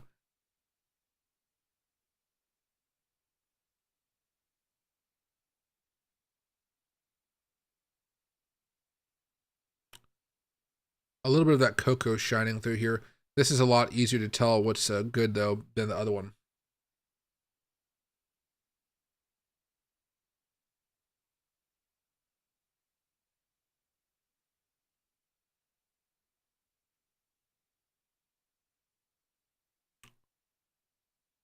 Oh no, so far it's good. So classy, bro. um, you know, what I may try to do sometime is, if it's not crowded on a certain day, I might try to go to a cigar lounge and just record myself at one of those. Bring a very small phone stand, and then just record myself smoking and having a good time. I know the bartenders; they'd be fine with me doing so. I'll ask when I'm going there tomorrow, actually. So I'll ask them tomorrow, and I might have a good, they'd probably say yes to that. At worst case scenario, I have to do it on the patio, and it's a little chilly outside, but I can bring a sweatshirt or a jacket if I have to. It's pouring down rain outside. It's dark and gloomy. It's really dark. Um, but coming up is spring. And when spring comes around, I do want to go out to more lounges and just chill out and relax. I think that'd be a good thing to do. So I might end up doing that for a little bit here, and I think it'd be a lot more fun. There's only so much I can do while I'm in front of my camera here. But again, eventually I'm gonna have like in a Discord channel where maybe I have like 4 or 5 people, maybe 6 people, I don't know. All just, see all of our little heads scrolling around on the screen, and we're just kind of talking about cigars and whatnot. And if you guys have a question, I ask the group and they can kind of answer it. Other than that, it'll just be guys having fun chatting about cigars and what's going on in life, This is not going to be some type of elegance channel. There's a guy out there right now called Kirby Allison. He does a lot of different stuff out there, but he tries to make cigars the fanciest thing in the world. But I think a lot of people that smoke cigars are not the elites of the world. I think there's a lot of people that just like to calm down, have a smoke with their friends, and they're not smoking cigarettes. They're smoking a good old cigar. The reason why I was hesitant about the cigar lounge, and I'm gonna ask for it, is because I went to a cigar lounge last night, and one of my friends was talking to me about it. He was like, "Hey, try this one out. It's closer to you." And I was like, "Okay, I'll try this one out," because there's only a few close to me. It'll be one of two. The nicer one that's in the casino, that one is the one I'm going to ask about because I truly enjoy it more. The one that was referred to me by a friend, it was a little too non-refined for me. I'm going to go there more and more. I enjoy it. I'll go there this Friday, actually. But people will usually, like, there are people that brought their own music into the lounge, which is kind of weird. I'm not used to it. And so there's music playing in the background sometimes while people are playing cards or whatever, yelling. Like, the owner's there quite a bit. She's a really nice older lady. And some guy lost at a card game and he just screams, "Fuck," And the owner was like, "What the fuck did you just say? You better calm that down." And so I don't want that stuff to be on YouTube. Most of the music, because the music will get the stream turned off, But I think with the other one, since there's not much sports going on, you might hear a little bit of TV or something, but I don't think that's something YouTube will really care about because I'm not showing you the TV. And I'll be a nice little plush seat, and maybe at a table, a seat, a bar thing. Not the bar, that's too weird. And yeah, and I'll just be chilling out, smoking a cigar, and you guys can see the lounge environment. I'll, show up the phone and I'll just kind of like, "Hey, this is what the lounge I go to looks like. It's Smokey Joe's in, Fife, Washington."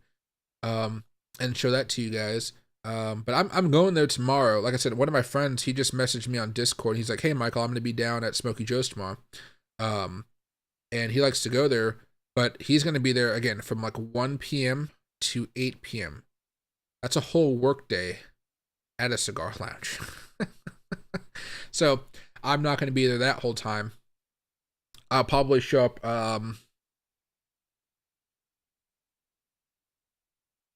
around 4 o'clock maybe, and I'll stay with him maybe until like 7 or 8 o'clock. Yeah, I'll probably be about right. I'll ask him if his time has changed or something like that tomorrow, but he usually has to get back to his wife for dinner and stuff like that. But yeah, I'll definitely do that because I like going to cigar lounges. They're really fun environments. Some are better than others. I got to be careful because it is YouTube and it's not like I'm hoping there's more decentralized decentralized ways of streaming in the future where I don't have to worry about the music, or they're not to the same level yet where they have to worry about the music and things like that. Maybe even Twitch. I'm not entirely sure how Twitch works, but maybe even that.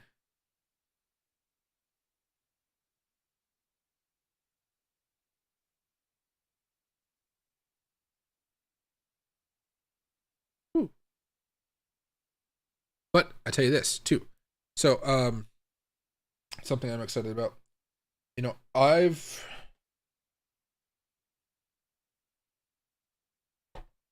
You guys know I'm moving to Panama and all that jazz. But I was over here at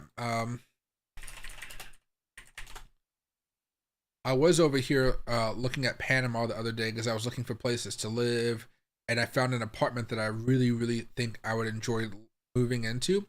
When I first was going here for Panama, I thought, okay, well, there's a few different areas of the city. I'm going to avoid this whole area right here because it's not necessarily by the water. This area over here is for where the ultra rich live. And sure, can I afford the same apartments over here that I'm going to be getting probably over here? Yeah, I can afford these ones, but they have, from what I understand, there's too much traffic, and how do I show it to you?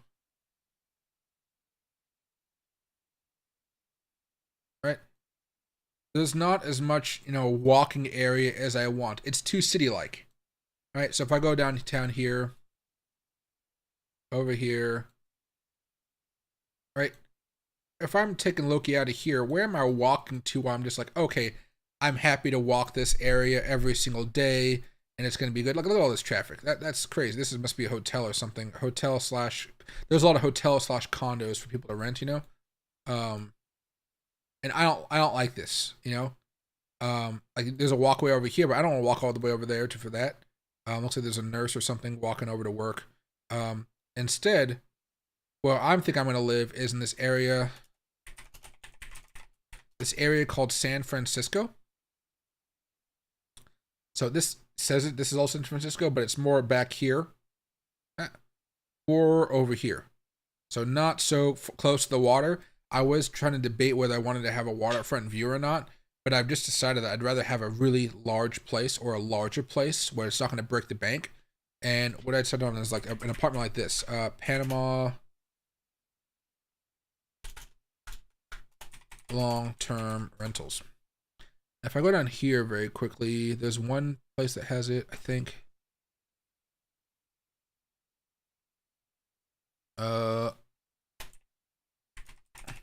Realty, maybe added onto it. Panama Home Realty, this is it. This is one of the websites I've been using. So here's one right here. So typically when I would go through these types of websites, I would start off with the largest size first and kind of worry about the cost second. And you see those penthouses right here for $5,500, but they're not furnished. I want to have a furnished place. Right, here's one for $3,800. It's 580 square. This is like almost 6,000 square feet, right? But again, it's not furnished. It's not furnished. This is just a hallway or something. Let me check it out. Yeah, see how it's not furnished? There's nothing in there. Let me do this. There you go. So instead, what I'm going to be doing is I'm going to be getting an apartment like at least 2 bedrooms. I preferably really don't want to spend more than $2,000 for rent because I'm not living in America anymore. I want to have something cheaper, even though $2,000 is not the cheapest. But again, this is Panama. It's not like it's Ecuador or Nicaragua or El Salvador. It's a little bit more built up and safer. The safety is the big thing for me as well. So I apply the filter here. Not much is going to change. But if I go down... Oh, no, it's at $2,000. So yeah, everything's different now. So here's one right here. This is something that's in Bella Vista. This is a nicer area. So if you go through and watch this video very fast, you'll see it's pretty nice. It's furnished. It's $1,900 a month. And yeah, Wilder, I have thought about it, but my first year there is only going to be renting because I want to spend a year looking, really looking for what I want. I don't want to make the mistake of buying a place and not completely understanding everything about the neighborhood and then kind of regret it. Because from what I kind of understand about Panama, it's not a very liquid buying and selling market. People buy, but when they sell, it takes a while to sell. Because there are so many units for sale right now. They've been building up so many buildings.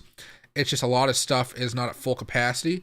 And so you're going up against a lot of other people, and I'd still want to be able to make some type of return on my investment, right?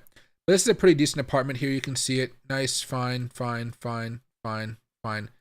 don't like the balcony because of Loki, honestly. I'm probably never not going to have the balcony open. Or if I do, I'm going to have a fence-like material there, so if he jumped in full force, he'd just bounce off and not do anything crazy. But the one I think I'm settling on here is this one.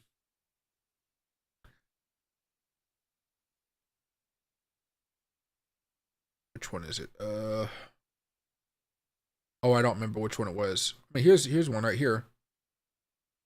$1,900.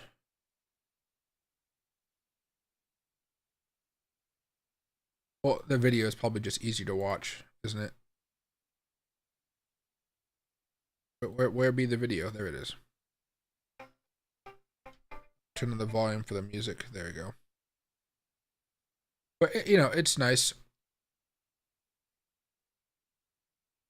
Nice apartment. This isn't that San Francisco area, so it's not going to have a beach view. But if I kind of scroll through it very fast, you see it still has a nice view, right? Still get buildings and the city. You see the city in the back corner right there. Trying to move faster. Oh, does it have a terrace area? Oh, that's a little too uncomfortable for me with Loki. Oh, I see. I don't think he would do anything, but the small chance that he would, it makes me, it makes me get a little nervous. But yeah, so it's like that type of place basically. Nice kitchen and stuff. Has a whole little balcony area. That is wild. Um, the one I decided that I'm gonna check out, and hopefully it's still available, is this one right here. It's So it's 1950, so it's almost $2,000. I should be able to negotiate a couple $100 off of this if I get myself a negotiator, which would be fine. I'm not that the best at negotiating, honestly. Um, and so I could probably swing this from like $1,750 to $1,700. You can subtract around $250 after any of these if you negotiate. If you don't negotiate, you just pay the price. But I'm a gringo, so they assume I'm not going to know how to negotiate, which I'm not. So I'm going to get somebody to do it for me. But basically, beautiful penthouse apartment for rent in San Francisco. I don't like people living above me. I just hate it. But basically, well, here, the video seems to be the best way to go right now. There we go. So living room, nice. See the balcony area right there. It extends. But you can see that corner right there.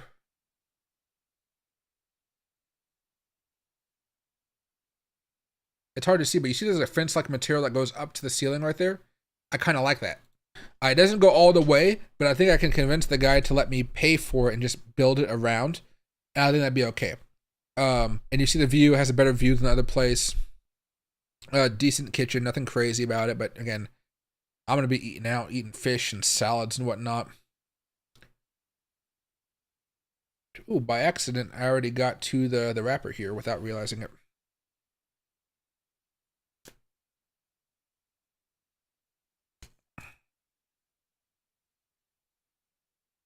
Guest rooms and stuff.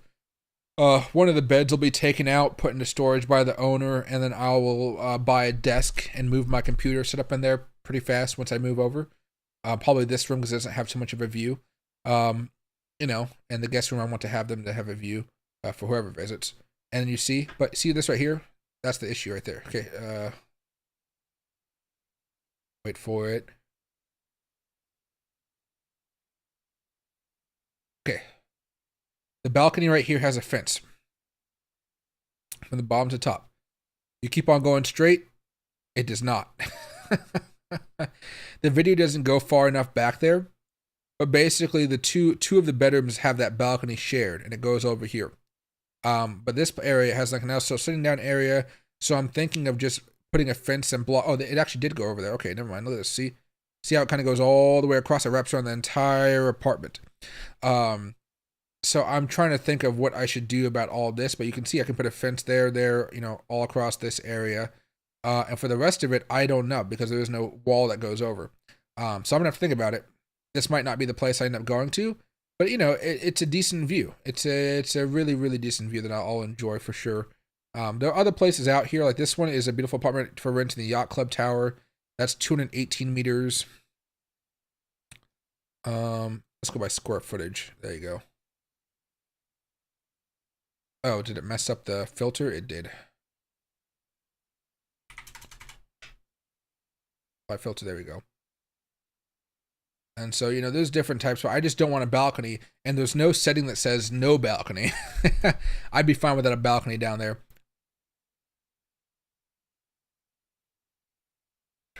There's this one that's a discount. 2,400 square feet. Not sure why it's discounted, but, okay. I mean, those sofas look kind of trashy to me, but maybe to other people they don't. Refrigerator there. Oven. Looks like a cheaper place though. See, for $2,000, I want it to be a little bit more refined than that, That's not the best bathroom I ever down saw. Everything's wrapped up. That's fine. No view from that door. This area has a window, a nice view. Walk-in closet. That's fine. Bathroom looks okay. There's no furniture in some of these areas though. So, I can understand why nobody wants to pay $2,000 for this or whatever they're charging me for, so they had to lower it down. Luxury apartment, large apartment with beautiful terrace. See, I don't want the terrace. Let's see. I thought about this one. This one's 2,000 square feet. Punta Patilla is over here. Punta Patilla right here, right next to the really rich area. You know, to give you an idea, like right here, there's a building. The JW Marriott is over here. I forget what it is. It's a place over here. If I zoom in at the right angle, can it show it? Rooftop bar. I think they're right here. JD Marriott. This used to be a Trump Tower that was sold, and now it's a condo building that is also a hotel or something like that. So, you know, really richy. You know, Trump he knows how to market a building. He knows how to make it look good and, you know, impressive. So not over here, but maybe over here where there's a little bit more density to it. Because from here, again, I can walk. You know, I leave my condo over there and I walk down this road. And then boom, well, within a little bit, oh geez, I'm not, okay. I'm on this road right here. Basically, within like 10 minutes. And I got this. That's where I'd be living. Walk over here. And I got this straightaway across the whole area for me and Loki to go walking around. I'm going to buy myself a bike, and me and Loki will just go woo all around. You know, we can chill out over here as we kind of rest. I can buy Loki some ice cream or some whatever, you know, doggy ice cream, whatever. And then, you know, we take a break, and then we head all the way back to over there. I think that's, yeah, all the way over there. I'm probably not going to walk this distance, to be fair. I'll bike it, but I'm not walking it. You know, but nice long distance right there. There are lots of good condos around here, except for I just don't like living next to a major street because it's noisy. See? Condo, condo, condo all around here. But imagine having to get out of your condo. Maybe I can find it. There you go. Imagine getting out of your condo and you're right on the street. That's not something I've ever liked. Like you see people that have houses on the streets like that. Like one of my friends loves it because you just kind of hit on the main road and you're gone. I like to be a little bit more quiet personally. 3-bedroom apartment for rent in local area of Coco del Mar. This one doesn't look too bad. This is a new offer. Let me actually go up here. Maybe there's something new here. Default. Oh, there's nothing you can sort by new. Oh, let's check it out.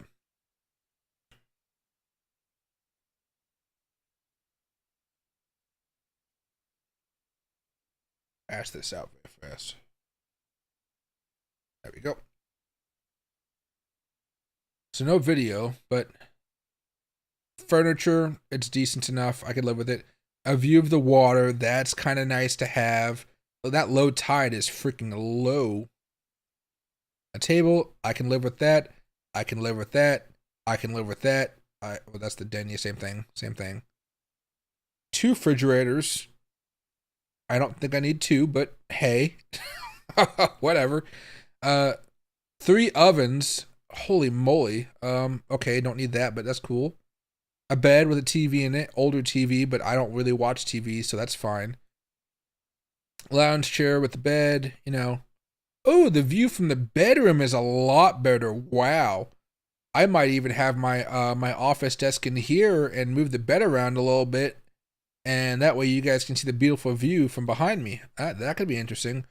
Older sinks, it looks like. I'm okay with that because the view is really nice. Shower, toilet. They have these weird bidet systems there. You know, another shower. This is the guest shower, I guess. A smaller bedroom. Looks like it's been put into an office or something. There's a desk in there. That desk isn't large enough for all my monitors.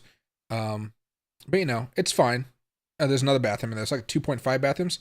And this looks to be the maid's quarters. A small area for a bed, maybe a TV. And it comes with a pool and a gym to work out in, an outdoor area to kind of relax, and a kids play area as well. Not the best kids play area, but you know what? I don't have kids. I don't have to worry about it. But it's 3.5. It's 3 bedrooms, 3.5 bathrooms. This one actually looks pretty good as well. And you know what? I didn't see a balcony. I don't think I saw a balcony when we were going through these photos. So right there, that's something that really makes me appeal to this. Again, the turquoise colors, the kind of older sofas, I can get over it.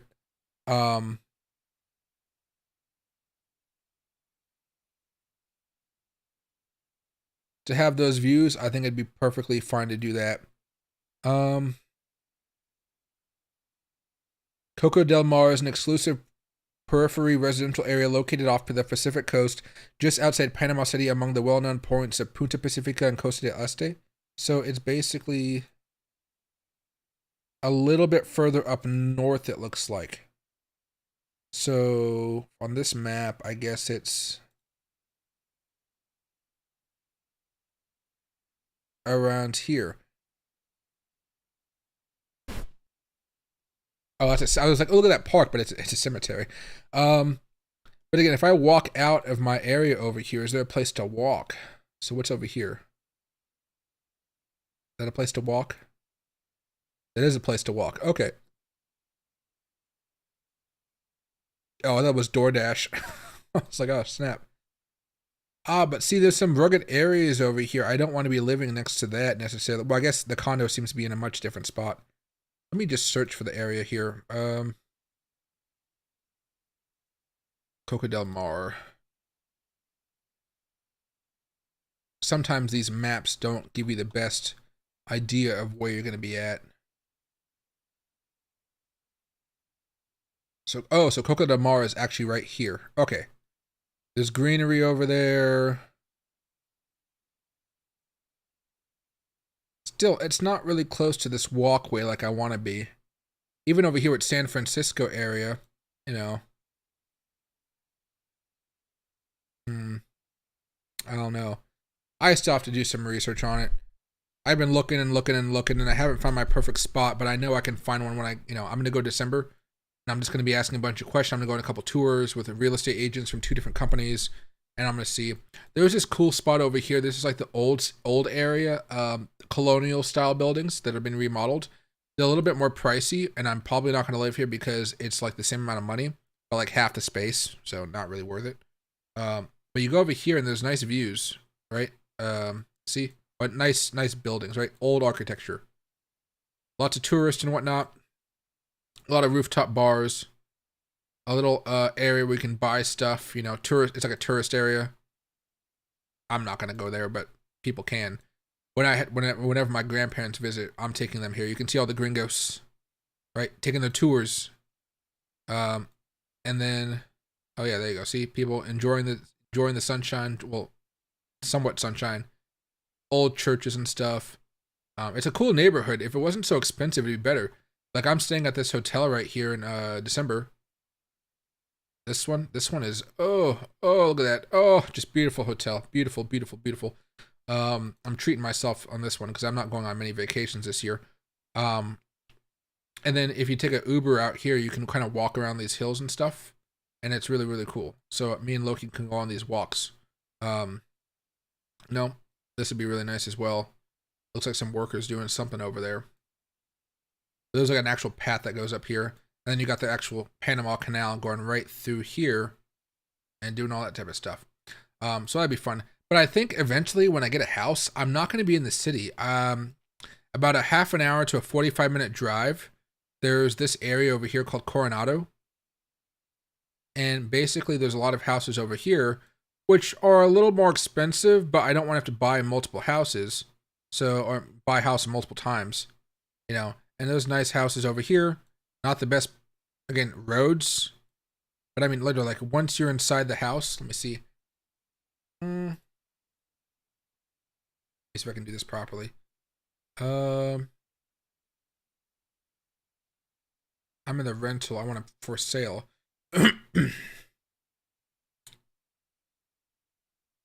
Let's say I want to go a little bit cheaper and go down to 500,000 or something. 500. Okay. Apartment. They don't separate houses and apartments, which kind of annoys me, to be honest.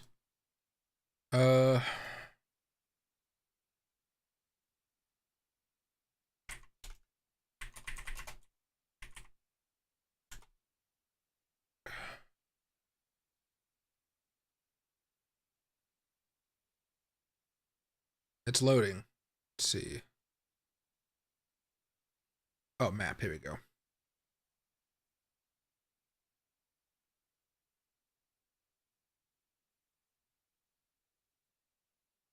Shows you how many properties are for sale. It's quite a few.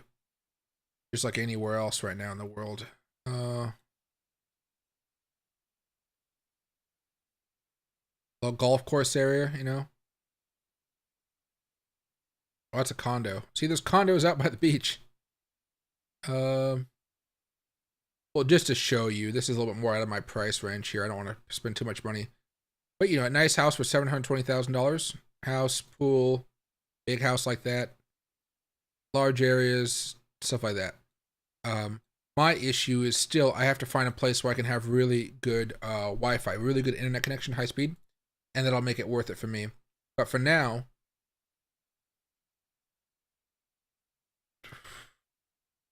well, adventure, see what I like, see the areas I like. I'll be over here somewhere in this quadrant of the city. Probably over here if I can do it right. I just want to have a larger apartment. That's the thing. That's why I go off of size. You can add your filter. Not 2,500, although I guess 2,500 I want to be crazy, but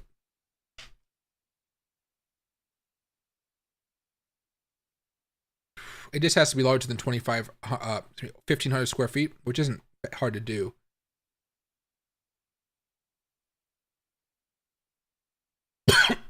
Gotta stop inhaling the smoke as it kind of just sits below my face. 2,000.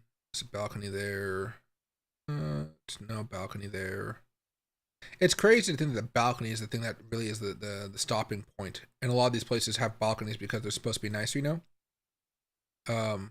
But these lofts, like this is 1,800 square feet.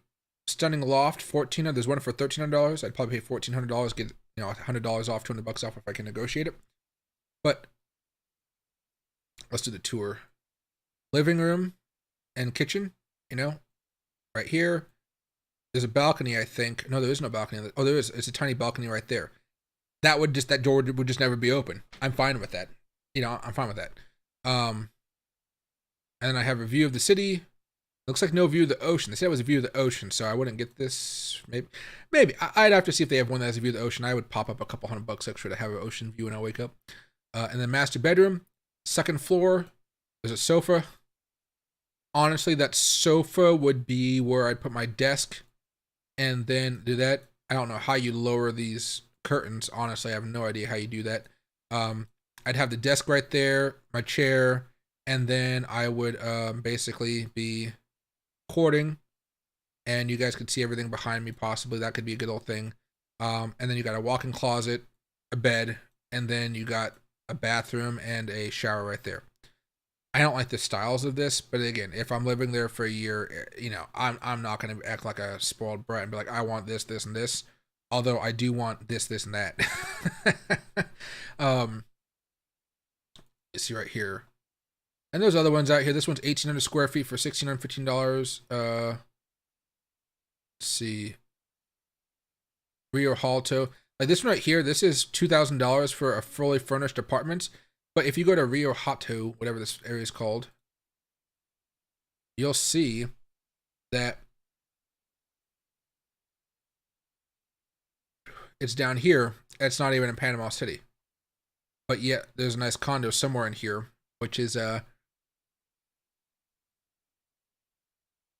let's see. Let's look at this first. Let's watch the good old video. Okay, you walk in. A smaller kitchen, decent sized dining room and living room. I could live with that, right? It's just me and my dog, remember? Me and Loki. A dolphin on the wall.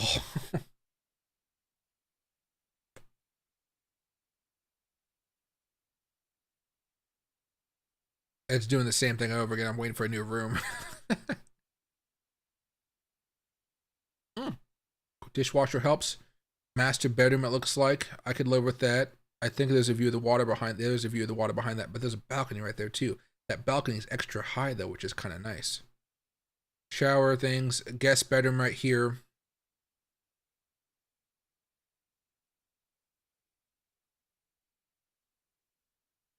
in this scenario, I would get rid of the dining room table, have them take that out. Oh, that's a pretty big balcony. Holy moly. But it's a little bit higher. I like that. Yeah, I like that a little bit more.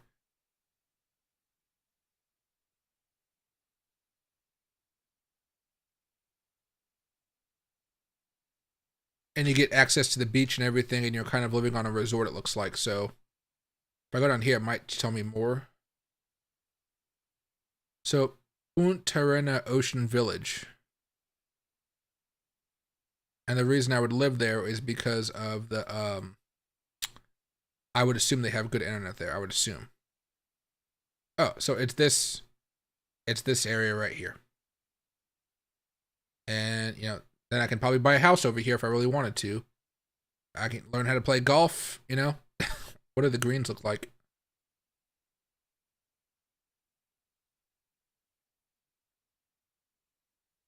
Oh, wow. Oh, wow, that's nice. That's nice. Got a little golf cart thing going over here. Yeah. But so where's the apartment at? So the apartments are probably over here somewhere. It could be in one of these types of complexes. So it might be this area. Oh. Yeah, it could be something like that where you walk in and you go to your room or your condo. So there's lots of different options, but I mean, look at these houses. It doesn't look like much when you're driving up. Well, maybe it does. Let me see. Yeah, everything's kind of hidden away by the bushes and stuff and the foliage. Pretty decent sized house though. Those things are just large. All right, so even over here, there's probably a house. Yeah. So lots of opportunities for me, but I know I'm going to be living here for quite a bit of time. So I'm just making sure when I go in here, I'm not overwhelmed or anything. I'm going to take my time, start off in the city, every now and again branch out over here to see what I like. Maybe I'll rent a room at a resort over here for a day or two, and then I'll have my maid keep track of Loki for those 2 days while I just kind of go out. And that's another reason why I need to be specific with my apartments, because some of these apartments have maids' quarters and some don't. This one doesn't say maids' quarters. This one right here, the spacious 3-bedroom apartment, this one doesn't have maids' quarters. So basically, it's just this very small little room where the maid stays, and they don't have to pay for rent because they're working. But they're like $400 to $500 depending on how the quality you want one. I think it's not as far as $300 actually. But 400. Let me just say $400 to $500. And then I'd probably buy them a small TV or move one of the TVs from another part of the house because I don't watch the TVs. And then they'd go to the store, buy all my food, do all my cooking and stuff like that. And I'd often go out for dinner, I would say, or for drinks. So they have different rules, I guess. So sometimes they eat the same food you do. Sometimes they eat different food. I'd probably say she can eat the same food as I do, but I might just give her a grocery budget as a friendly monthly tip to say, hey, you might not like making, Chinese food or something that I like to eat. So maybe you can make whatever you want to with some of the Mexican food that you got for us, on another night, something like that. So it should be pretty fun. All right. But okay, everybody, I'm going to end the stream right off here. It's been a good couple hours that we've been talking. It's been 2.5 hours of smoking. That's what 2 cigars will do for you, actually. I enjoyed talking with you guys, Wilder, Island Time, Sin, and so forth, and Matt. I enjoyed talking with you guys. I hope to do this next Sunday as well. It's kind of nice just to talk about something other than crypto, because crypto's been kind of stagnant lately. And as time goes on, I'll be doing more and more different content. I'll be doing more and more polls and stuff like, hey, which cigar should I try? This cigar and stuff like that. But I think it's just, it's a fun time to kind of talk with you guys about this when I don't feel kind of pressured to just talk about cryptocurrencies and kind of go off on tangents like this. This type of stuff, we can talk about whatever. But, at least you guys will have an idea of what I'm going to be doing when I go to Panama, a lot more than anybody else on the other channel. But there's so many different cool things here that I'm just, the sky is the limit as far as this channel is concerned. And what I'll do is I'll cut up parts of this video and I'll repost them on the channel. So there'll be certain parts where I'm talking about Panama or something, or when I'm talking about the cigar itself. And, you guys can rewatch those, or for people that didn't join the stream, they can watch it, stuff like that. different parts of the YouTube algorithm, I would say, right? So thanks, guys. I appreciate it a lot, and have a good rest of your night. Thanks, Walter, for commenting and kind of keeping me engaged.